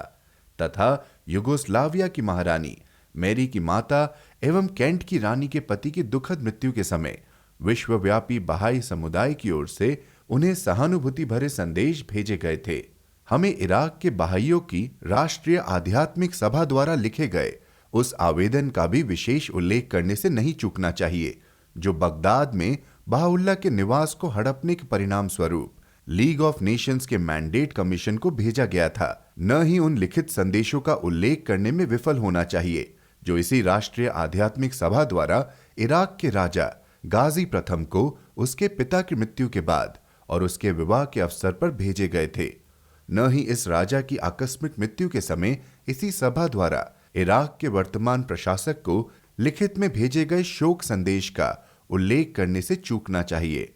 न ही मिस्र के बहाइयों की राष्ट्रीय आध्यात्मिक सभा के उन पत्रों का उल्लेख करने से चूकना चाहिए जो उन्होंने मिस्र की मुसलमान धर्म की अदालत के फैसले के बाद प्रधानमंत्री, गृह मंत्री तथा न्याय मंत्री को प्रस्तुत किए थे, अथवा बहाई स्कूलों के बंद किए जाने और देश भर में बहाई साहित्य पर रोक लगा दिए जाने के संबंध में फारस के बहाइयों की राष्ट्रीय आध्यात्मिक सभा द्वारा फारस की कैबिनेट को संबोधित किए गए उन पत्रों का भी उल्लेख करना नहीं भूलना चाहिए जो उन्होंने फारस के शाह और यहां की कैबिनेट को संबोधित किए थे। इसके अतिरिक्त उन लिखित संदेशों का भी उल्लेख किया जाना चाहिए जो रोमानिया के राजा की माता महारानी मैरी के देहांत के अवसर पर फारस के बहाइयों की राष्ट्रीय आध्यात्मिक सभा ने उनको और शाही परिवार को भेजे थे। साथ ही तेहरान में तुर्की के राजदूत को भेजे गए उस संदेश का भी उल्लेख किया जाना चाहिए जिनके माध्यम से फारस के अनुयायियों द्वारा तुर्की के भूकंप पीड़ितों के लिए आश्वासन भेजा गया था। मार्था रूट द्वारा स्वर्गीय राष्ट्रपति वोन हिंडरबर्ग और जर्मनी के विदेश मंत्री डॉक्टर स्ट्रेसमैन को भेजे गए उन पत्रों का भी उल्लेख होना चाहिए जिनके साथ उन्होंने उन्हें प्रभु धर्म का साहित्य भेंट किया था। फारस की यादगार यात्रा के समय कीथ रैनसम केहलर द्वारा वहां के शाह को संबोधित लगातार 7 आवेदनों का और उस राज्य के विभिन्न मंत्रियों एवं उच्च पदाधिकारियों को प्रेषित किए गए असंख्य पत्रों का भी उल्लेख किया जाना चाहिए। जो प्रक्रिया बहाई प्रशासनिक व्यवस्था की शुरुआत के साथ जुड़ी थी और राष्ट्रीय बहाई समुदायों के उभरने एवं उनकी प्रशासनिक, शैक्षिक और शिक्षण एजेंसियों की स्थापना के बिल्कुल समकालीन थी, वह उस पावन भूमि में शुरू की गई थी जिसे इस व्यवस्था का हृदय और केंद्र माना जाता है। यह प्रक्रिया जो कि उस यादगार अवसर पर आरंभ की गई थी जब बहाउल्लाह ने कारमल की पाती प्रकट की थी और बाब की समाधि के भावी स्थल का दौरा किया था, अब बगैर रुके प्रकट होती जा रही थी। बहाउल्लाह के स्वर्गारोहण के कुछ ही समय बाद इस स्थान को खरीदने के बाद बाब के पावन अवशेषों को तेहरान से अक्का स्थानांतरित करने से अब्दुल बहा की कैद के सबसे दुखद वर्षों के दौरान इस समाधि के निर्माण से तथा अंत में इन अवशेषों को हमेशा के लिए कारमल पर्वत की गोद में समाधिस्थ करने से इस समाधि के बिल्कुल पास में एक तीर्थयात्री निवास की स्थापना करने से और भविष्य के सबसे प्रथम बहाई शैक्षिक संस्थान के लिए इस पर्वत पर एक स्थान निर्धारित करने से इस प्रक्रिया को एक जबरदस्त बल मिला था। बहाउल्लाह के विश्व केंद्र को मिलने वाली आजादी का लाभ उठाते हुए 1914 से 18 की युद्ध के दौरान जर्जर हो रहे ऑटोमन साम्राज्य के अपमानजनक हार के समय से ही उनके द्वारा प्रकट की गई अद्भुत योजना की शुरुआत से जारी होने वाली शक्तियां अब अबाधित रूप से प्रवाहमान थी। ये शक्तियां अब ऐसे माध्यमों से प्रवाहित हो रही थी जो पूरे विश्व के सामने उन क्षमताओं को प्रकट कर सकते थे जिनसे इस योजना ने उन्हें संपन्न बनाया था। बाप की समाधि के एक कक्ष में स्वयं अब्दुल बहा के पावन अवशेषों का समाधिस्थ किया जाना, जिससे इस पर्वत की पावनता और भी बढ़ गई थी। साथ ही उस बिजली संयंत्र की स्थापना जो हाइफा शहर में स्थापित किया जाने वाला अपने किस्म का पहला संयंत्र था और जिसके द्वारा उस महान की समाधि रोशनी से जगमगा उठी थी, जिसे उनके स्वयं के शब्दों में अजरबैजान के दुर्ग के कारागार में एक प्रज्वलित दीप से भी वंचित रखा गया था और बाप की समाधि से लगे हुए 3 अतिरिक्त कक्षों का निर्माण किया जाना, जिसके द्वारा इस इमारत के लिए अब्दुल बहा की योजना के पहले भाग का कार्य पूरा हुआ था। साथ ही संविदा भंजकों के षड्यंत्रों के बावजूद इस समाधि के आसपास फैली हुई उस विशाल जमीन को खरीदना, जो कार्मल पर्वत की चोटी से लेकर इसके नीचे स्थित टेम्पलर बस्ती तक फैली हुई कम से कम 4 लाख पाउंड की अनुमानित संपत्ति थी। इसके साथ साथ 600 एकड़ के उन 4 भूखंडों को खरीदा जाना जो बहाई समाधियों को समर्पित थे और जो पत्थर में अक्का के मैदानी क्षेत्रों में, दक्षिण के बीर शिबा जिले से तथा पूरब में जॉर्डन की घाटी में स्थित थे। छज्जों की उस श्रृंखला का आरंभ किया जाना जो अब्दुल बहा की रूपरेखा के अनुसार बाप की समाधि के साये में बसे हुए शहर से लेकर इस समाधि तक पहुंचने का एक सीधा मार्ग प्रदान करेंगे तथा ऐसे उद्यानों एवं बगीचों द्वारा इसके परिसर का सौंदर्यकरण जो प्रतिदिन लोगों के लिए खुले रहेंगे और जो पर्यटक एवं स्थानीय निवासियों को समान रूप से इसके द्वार पर आकर्षित करेंगे। इन सभी को प्रभु धर्म के विश्व केंद्र में स्थापित की गई इसकी अंतर्राष्ट्रीय संस्थाओं एवं संपत्तियों के शानदार विस्तार का प्रारंभिक प्रमाण माना जा सकता है। इसके अतिरिक्त विशेष महत्व की बात यह है कि फिलिस्तीन के उच्चयोग ने उस संपूर्ण भूमि क्षेत्र को कर से छूट दी है जो बाप की समाधि के आसपास स्थित है और जो उसे समर्पित की गई है। साथ ही स्कूल की उस जमीन को और इसके निकट स्थित पुरालेख स्थलों को एवं इसके पड़ोस में स्थित पश्चिमी तीर्थ यात्रा निवास सहित बहजी की हवेली, अक्का में बहाउल्ला के घर को और शहर के पूरब में स्थित रिजवान के उद्यान जैसे ऐतिहासिक स्थलों को भी कर से छूट दी गई है। नागरिक प्रशासन के समक्ष प्रस्तुत किए गए 2 औपचारिक आवेदनों के परिणाम स्वरूप फिलिस्तीन में धार्मिक समितियों के रूप में मान्यता प्राप्त अमेरिका और भारत की राष्ट्रीय आध्यात्मिक सभा की फिलिस्तीनी शाखाओं की स्थापना, जिसके बाद आंतरिक सुगठन के उद्देश्य को पूरा करने के लिए बहाई जगत की अन्य राष्ट्रीय आध्यात्मिक सभाओं को भी इसी प्रकार सम्मिलित किया जाना था और कम से कम 30 सौदों के माध्यम से बाप की समाधि के लिए समर्पित कुल 50 वर्ग मीटर की उन संपत्तियों के स्वामित्व का अमेरिकी राष्ट्रीय आध्यात्मिक सभा की शाखा के नाम स्थानांतरण, जिनमें से अधिकांश पर हाइफा में भूमि रजिस्ट्रार के रूप में बहाउल्ला के संविदा के मुख्य भंजक के पुत्र के हस्ताक्षर हैं। कार्मल पर्वत पर उन 2 अंतर्राष्ट्रीय पुरालेखों का स्थापित किया जाना भी इतना ही महत्वपूर्ण है।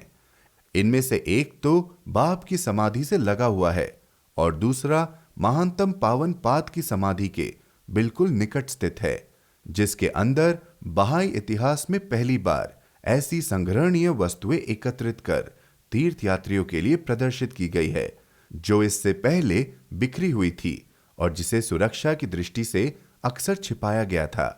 इस खजाने में बाब और बहाउल्ला की तस्वीरें, उनका व्यक्तिगत सामान जैसे कि बाप के केश, उनके वस्त्र, बहाउल्ला के केश, रक्त और उनकी कलमदान, उनके वस्त्र, जरीदार ताज, सुलेमानिया के दिनों का उनका कमंडल, घड़ी और उनकी कुरान सहित ऐसे अमूल्य हस्तलेख और पातियां शामिल हैं जिनमें से कुछ को सजाया गया था, जैसे कि निगुड़ वचन का वह भाग जो स्वयं बहाउल्ला ने अपने हाथों से लिखा था। बाप के लिपिक सैयद हुसैन की लिखावट में फारसी बयान, बाप द्वारा जीवित अक्षरों को संबोधित करते हुए लिखी गई मूल पातियां और कुछ प्रश्नों के उत्तर की हस्तलिपि शामिल है। इसके अतिरिक्त इस बहुमूल्य संग्रहण में ऐसी वस्तुएं भी शामिल हैं जो अब्दुल बहा से जुड़ी हैं। पावनतम शाखा के खून से सने हुए वस्त्र, कुद्दुस की अंगूठी, मुल्ला हुसैन की तलवार, बहाउल्ला के पिता जो कि एक वजीर थे, उनकी मोहरे, रोमानिया की महारानी द्वारा मार्था रूट को भेंट किया गया जड़ाऊ पिन और महारानी द्वारा मार्था रूट एवं अन्य लोगों को संबोधित किए गए पत्र एवं प्रभु धर्म को दी गई श्रद्धांजलियों सहित प्रभु धर्म के संस्थापकों द्वारा प्रकट की गई प्रार्थनाओं एवं पातियों के कम से कम 20 ग्रंथ शामिल हैं, जिन्हें अब संपूर्ण पूरब की बहाई सभाओं द्वारा प्रमाणीकृत और अनुलिखित कर लिया गया है। इसके अतिरिक्त इस पावन पर्वत पर बहाउल्ला द्वारा आरंभ किए गए अद्भुत कार्य के शानदार प्रकटीकरण और प्रगतिशील सुगठन के एक और साक्ष्य के रूप में महानतम पावन पाद की उस ताई समाधि का भी उल्लेख किया जा सकता है, जिसके लिए बाप की समाधि के दायरे में स्थित स्कूल की जमीन के एक टुकड़े को चुना गया है। महानतम पावन पात अब्दुल बहा की प्रिय बहन है और वह अंश है जो उस प्राचीन अस्तित्व मूल से उत्पन्न हुआ है। वे बहाउल्लाह के जगमगाते हुए वस्त्रों की खुशबू है। वे वह है जिन्हें बहाउल्लाह ने एक ऐसे उच्च स्थान पर उन्नत किया था जहां कोई भी नारी पहुंच नहीं पाई थी और जिसकी तुलना साराह, आसिह, पवित्र मैरी, फातिमा और ताहिरा जैसी उन अमर वीरांगनियों से की जा सकती थी, जिनमें से प्रत्येक ने महानता में पिछले युगों की नारी जाति की हर सदस्य को पीछे छोड़ दिया था। और अंत में इस दिव्य योजना से प्रवाहित होने वाले आशीर्वादों के प्रमाण के रूप में पावनतम शाखा के उन पवित्र अवशेषों का स्थानांतरण शामिल है, जिन्हें उनकी मृत्यु के कारण आने वाले 50 साल के बिछोह के बाद बहाउल्लाह की संविदा के मुख्य भंजक के भाई और प्रतिनिधि द्वारा दर्शाए गए विरोध के बावजूद कुछ वर्षों के बाद पावन भूमि में इसी पवित्र स्थल पर समाधिस्थ किया गया था। पावनतम शाखा बहाउल्लाह के वे शहीद पुत्र थे जिन्हें बहा के प्रकाश से उत्पन्न किया गया था और जो ईश्वर की अमानत एवं उनका कोष थे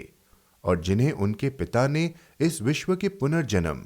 और इसके लोगों को एक करने के लिए उद्धार मूल्य के रूप में बलिदान किया था। जिस दिन पावनतम शाखा के पावन अवशेषों को समाधिस्थ किया गया था, उसी दिन इसी समाधि स्थल में उनकी माताश्री अर्थात वह संत जैसी नवाब के पार्थिव शरीर को भी स्थानांतरित किया गया था। अब्दुल बहा द्वारा एक पाती में दी गई साक्षी के अनुसार जिनके दारुण दुख और कष्टों के बारे में ईसाइयाह के पुस्तक के संपूर्ण 54वें अध्याय ने साक्षी दी है और इसी पैगंबर के शब्दों के अनुसार जिनके पति दिव्य सेना के स्वामी हैं और जिनकी संतान उसे विरासत के रूप में पाएंगे और जिन्हें बहाउल्लाह ने अपनी पाती में अपने प्रत्येक लोक की जीवन संगनी बनाना नियत किया है। यदि हम इन तीनों समाधियों के संगम के महत्व का सही अनुमान लगाएं, तो यह उस स्थान की आध्यात्मिक क्षमताओं को पुष्ट करता है जिसे स्वयं बहाउल्लाह ने ईश्वर के सिंहासन का स्थान कहा है। ये तीनों समाधियां स्वयं बाप की समाधि की छत्र छाया तले कार्मल की गोद में अव्यवस्थित हैं, जो अक्का की उस खाड़ी के पार बसे हुए बर्फ जैसे सफेद अक्का शहर के सामने स्थित है, जहां बहाई जगत का वह किल्बा है जो उत्कृष्ट रूप से सुंदर उपवन के रूप में स्थापित किया गया है और यह उस मार्ग में मील का पत्थर है जो अंत में भविष्य के प्रजातंत्र राज्य के स्थायी प्रशासनिक केंद्र की स्थापना की ओर ले जाता है। यह स्थायी प्रशासनिक केंद्र प्रभु धर्म के आध्यात्मिक केंद्र से कभी अलग नहीं होगा और इसके निकट रहकर ही एक ऐसी भूमि में कार्य करेगा जो पहले से ही वंदनीय है और जिसे विश्व के 3 प्रमुख धर्मों के अनुयायी पावन मानते हैं। पश्चिम के प्रथम मशरिकुल अस्कार की इमारत का निर्माण और इसकी बाहरी सजावट के कार्य का संपादन भी कुछ कम महत्वपूर्ण नहीं रहा है। बहाउल्लाह के धर्म के प्रति अमेरिकी बहाई समुदाय की सेवाओं को अमर बनाने वाली उपलब्धियों में यह कार्य श्रेष्ठतम रहा है। एक कुशलता पूर्वक कार्य कर रही एवं नवस्थापित प्रशासनिक व्यवस्था के माध्यम से पूरा होने वाले इस कार्य ने इसका निर्माण संभव बनाने वाले समुदाय के गौरव में वृद्धि की है, इसके बल को दृढ़ किया है और इसकी सहायक संस्थाओं को विस्तार प्रदान किया है। जिस मंदिर की कल्पना 41 साल पहले की गई थी,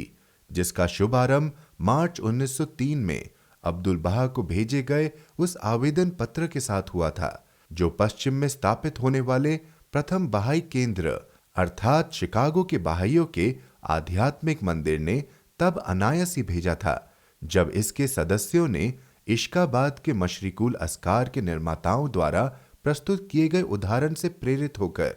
अब्दुल बहा से यह अपील की थी कि वे ऐसा ही एक मंदिर अमेरिका में बनाने की अनुमति उन्हें भी दे। अब्दुल बहा द्वारा प्रदान की गई स्वीकृति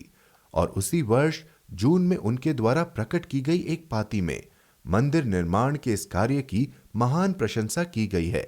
और इसे आशीर्वादित किया गया है। यह कार्य मंदिर का निर्माण स्थल चुनने के लिए नवंबर 1907 में शिकागो में एकत्रित होने वाले विभिन्न सभाओं के प्रतिनिधियों द्वारा आरंभ किया गया।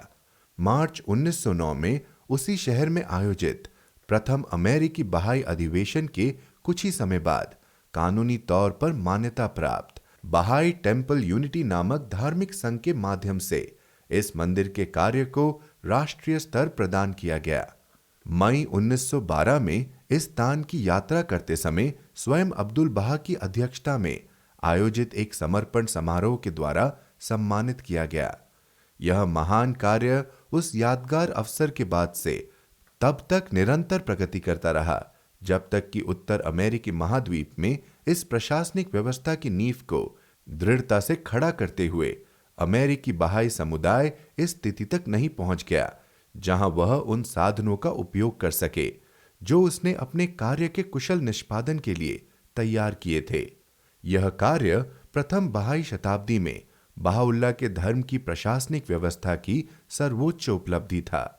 1914 के अमेरिकी बहाई अधिवेशन में इस मंदिर के लिए जमीन खरीदने का काम पूरा हुआ। 1920 में न्यूयॉर्क में आयोजित अधिवेशन को अब्दुल बहा द्वारा पहले ही निर्देशित कर दिया गया था कि वे मंदिर की रूपरेखा तय कर लें। इसलिए इस अधिवेशन ने उन कई रूपांकनों में से जो प्रतिस्पर्धात्मक रूप से प्रस्तुत किए गए थे, एक फ्रांसीसी कनाडाई आर्किटेक्ट लुई जे बोर्जुआ के रूपांकन को चुना गया। बाद में इस चयन की पुष्टि स्वयं अब्दुल बहा ने भी की थी।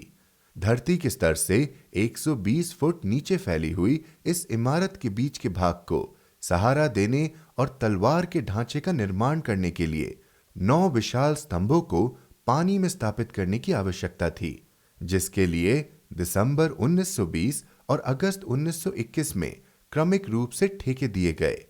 तत्कालीन आर्थिक संकट के बावजूद और अमेरिकी इतिहास में बेरोजगारी के उस दौर में इस इमारत के निर्माण के लिए अगस्त 1930 में 24 अतिरिक्त उप ठेकों वाला एक बड़ा ठेका दिया गया और 1 मई 1931 को काम पूरा हुआ और इसी दिन इस नई इमारत की सबसे पहली भक्तिपरक सेवा आयोजित करने का उत्सव भी मनाया गया। यह तिथि अब्दुल बहा द्वारा दिए गए भूमि अर्पण की 19वीं वर्षगांठ के साथ मेल खाती थी। इस इमारत के गुंबद की सजावट का काम जून 1932 में शुरू किया गया और जनवरी 1934 में पूरा किया गया। रोशनदान की सजावट जुलाई 1935 में पूरी की गई और इसके नीचे स्थित बरामदे वाले भाग की सजावट नवंबर 1938 में पूरी हुई।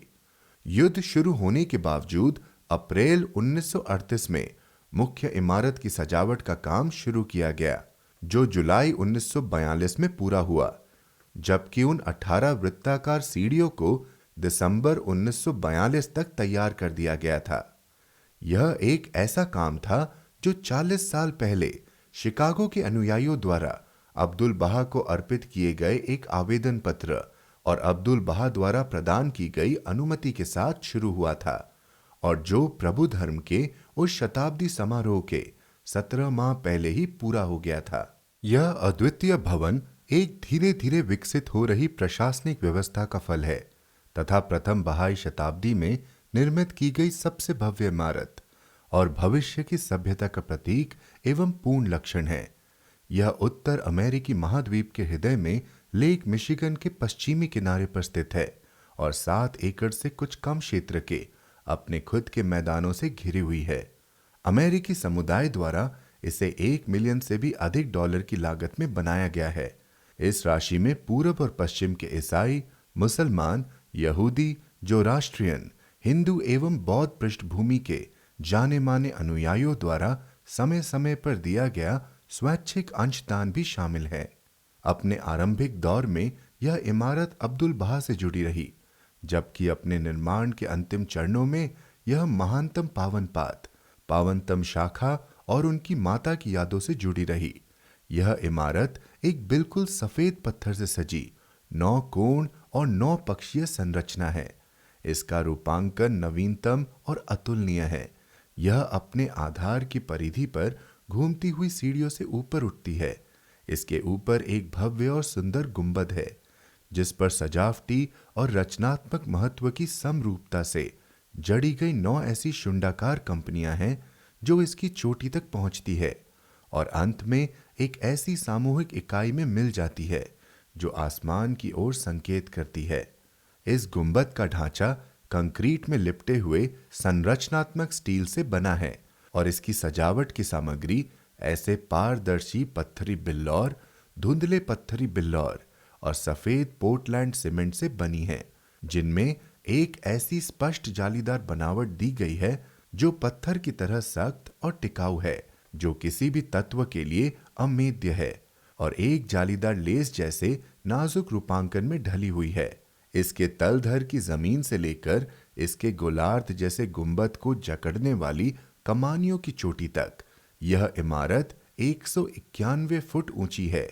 इसके गुंबद की ऊंचाई 49 फुट तथा बाहरी चौड़ाई 90 फुट है। दिन में रोशनी के प्रवेश के लिए और रात को प्रकाश फैलाने के लिए गुंबद के 1/3 ऊपरी भाग को छिद्रित किया गया है। इस इमारत को 45 फुट ऊंची मीनारों का सहारा दिया गया है और इसके 9 द्वारों के ऊपर, जिनमें से एक की दिशा अक्का की ओर है, बहाउल्लाह के लेखों से चयनित 9 उद्धरण लिखे गए हैं। साथ ही इसके प्रत्येक द्वार के ऊपर बने मेहराब के मध्य में महानतम नाम लिखा गया है। इसे विशेष रूप से आराधना के लिए समर्पित किया गया है। यह समस्त धर्मानुष्ठानों और कर्मकंडलों से रहित है। इसमें एक सभागार है जिसमें 1600 व्यक्तियों के बैठने का स्थान है और इसे ऐसी समाज सेवी सहायक संस्थाओं द्वारा पूरक बनाया जाएगा जो इसके आसपास स्थापित की जाएंगी, जैसे अनाथ आश्रम, अस्पताल, गरीबों के लिए औषधालय, विकलांगों के लिए आश्रय, यात्रियों के लिए हॉस्टल और कला एवं विज्ञान के अध्ययन के लिए कॉलेज।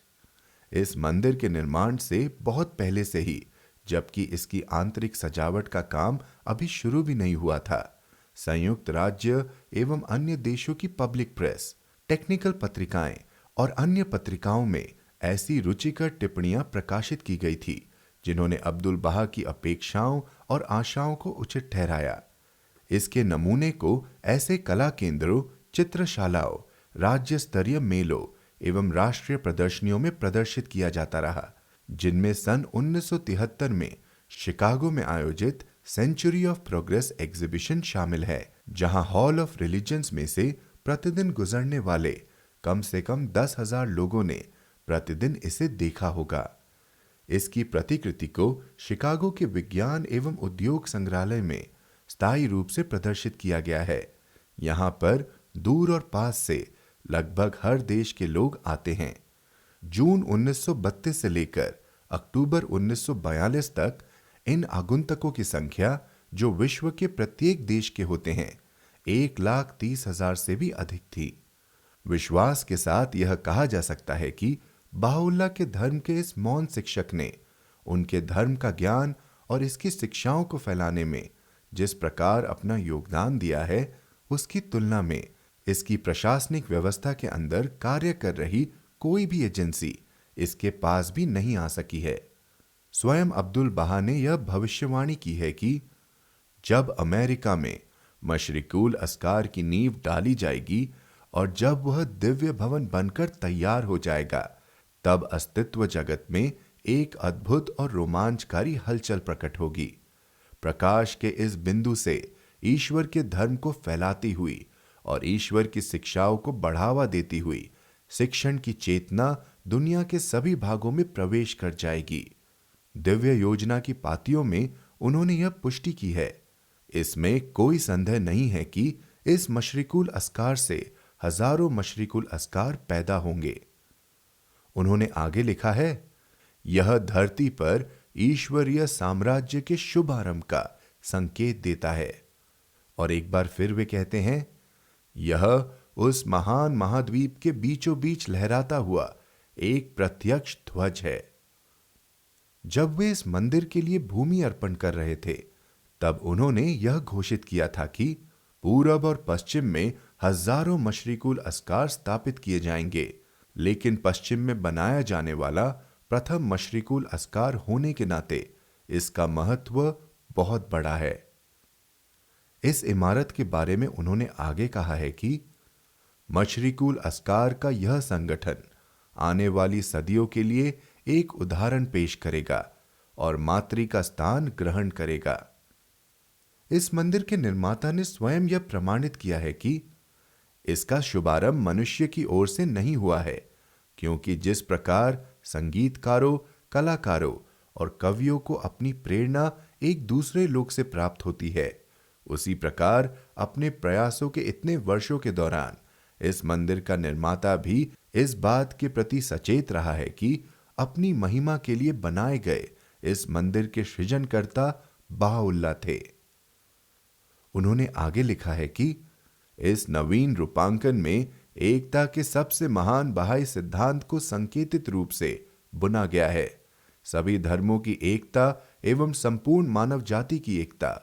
इसमें गणित के अंकों का ऐसा सम्मिश्रण है जो ब्रह्मांड की रेखाओं का प्रतीक है, और वृत्त में एवं वृत्त के भीतर वृत्त के इनके पेचीदे विलय में हमें सभी धर्मों का एक ही धर्म में विलय होना दिखाई देता है। एक बार फिर कुल मिलाकर 18 सोपानों का एक वृत्त इस इमारत को बाहर से घेरे रहेगा और सभागृह की ओर ले जाएगा। ये 18 सोपान बाप के प्रथम 18 जीवित अक्षरों के प्रतीक हैं, और जिस द्वार की ओर ये ले जाते हैं वह द्वार स्वयं बाप का प्रतीक है। चूंकि धर्मों की मूल शिक्षाओं का भाव सम्मान था, इसलिए बहाई मंदिर में एक ऐसी मिश्रित वास्तुशैली का उपयोग किया गया है जो प्रत्येक महान वास्तुशैली का सार व्यक्त करती है और इन्हें संपूर्ण रूप से जोड़ती है। जून 1920 में न्यूयॉर्क में इंजीनियरिंग सोसाइटीज बिल्डिंग में आयोजित की गई एक प्रदर्शनी में प्रदर्शित किए गए प्लास्टर से बने इस मंदिर के मॉडल को देखकर आर्किटेक्चरल लीग के अध्यक्ष प्रसिद्ध वास्तुकार एच वैन ब्यूरेन मागोनिगल ने घोषित किया कि 13वीं शताब्दी के बाद वास्तुकला की यह पहली नई संरचना है। इसके अतिरिक्त उन्होंने कहा है कि इसके निर्माता ने प्रकाश के एक ऐसे मंदिर की कल्पना की है जिसमें, जैसा कि आम तौर पर समझा गया है, ढांचे को छिपाया जाना है, जहां तक संभव हो दिखाई देने वाले सहारों का उपयोग नहीं किया जाना है, और पूरी बनावट को सपनों का एक स्वर्गिक अस्तित्व प्रदान किया जाना है। यह एक जालीदार घेरा है जिसमें प्रकाश की संरचना को सुरक्षित रखा गया है। धरती और गगन के बीच खड़ा किया गया जाल का यह एक ऐसा आश्रय है जिसे प्रकाश द्वारा आर पार भेद दिया गया है, एक ऐसा प्रकाश जो आंशिक पैमाने पर इसके रूप को छिपा देगा और इसे एक कल्पना की वस्तु बना देगा। आर्किटेक्चरल रिकॉर्ड नामक एक जाने माने प्रकाशन में एक लेखक ने लिखा है कि इस मंदिर के स्तंभों और चारों ओर के दीवारों एवं खिड़कियों के ऊपर बने ज्यामितिक रूपों में व्यक्ति को विश्व के सभी धार्मिक चिन्ह दिखाई देते हैं। यहां स्वास्तिक, सूली, त्रिकोण और दोहरे त्रिकोण या 6 कोनों वाला सितारा सोलोमन की मुहर भी है, लेकिन इससे भी ज्यादा आध्यात्मिक सूर्य का महान प्रतीक वह 5 कोनों वाला सितारा है, साथ ही यूनानी क्रॉस, रोम का क्रॉस और इन सब से ऊपर श्रेष्ठ वह अद्भुत 9 कोनों वाला सितारा है जो कि इस मंदिर की संरचना में ही प्रकट होता है और इसके अलंकरण में आज के संसार की आध्यात्मिक महिमा का ध्यान बराबर सामने आता है। संयुक्त राज्य अमेरिका में प्रसिद्ध मूर्तिकारों में से एक जॉर्ज ग्रे बर्नार्ड के कथन के अनुसार यह गॉथिक प्राचीन युग से लेकर अब तक की महानतम कृति है और मैंने आज तक इसके जैसा सुंदर कुछ भी नहीं देखा। प्रोफेसर लुइगी क्वाग्लिनो, टुरीन में वास्तुशिल्प के पूर्व प्राध्यापक, ने इस मंदिर के मॉडल को देखने के बाद कहा कि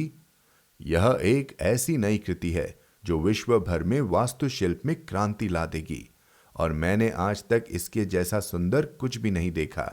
बेशक इतिहास में यह एक स्थायी पृष्ठ ग्रहण करेगा। यह एक दूसरे ही लोक से प्रकट हुआ है। जब न्यूयॉर्क की केवोक्रियन गैलरी में इस मंदिर का एक मॉडल प्रदर्शन के लिए रखा गया था,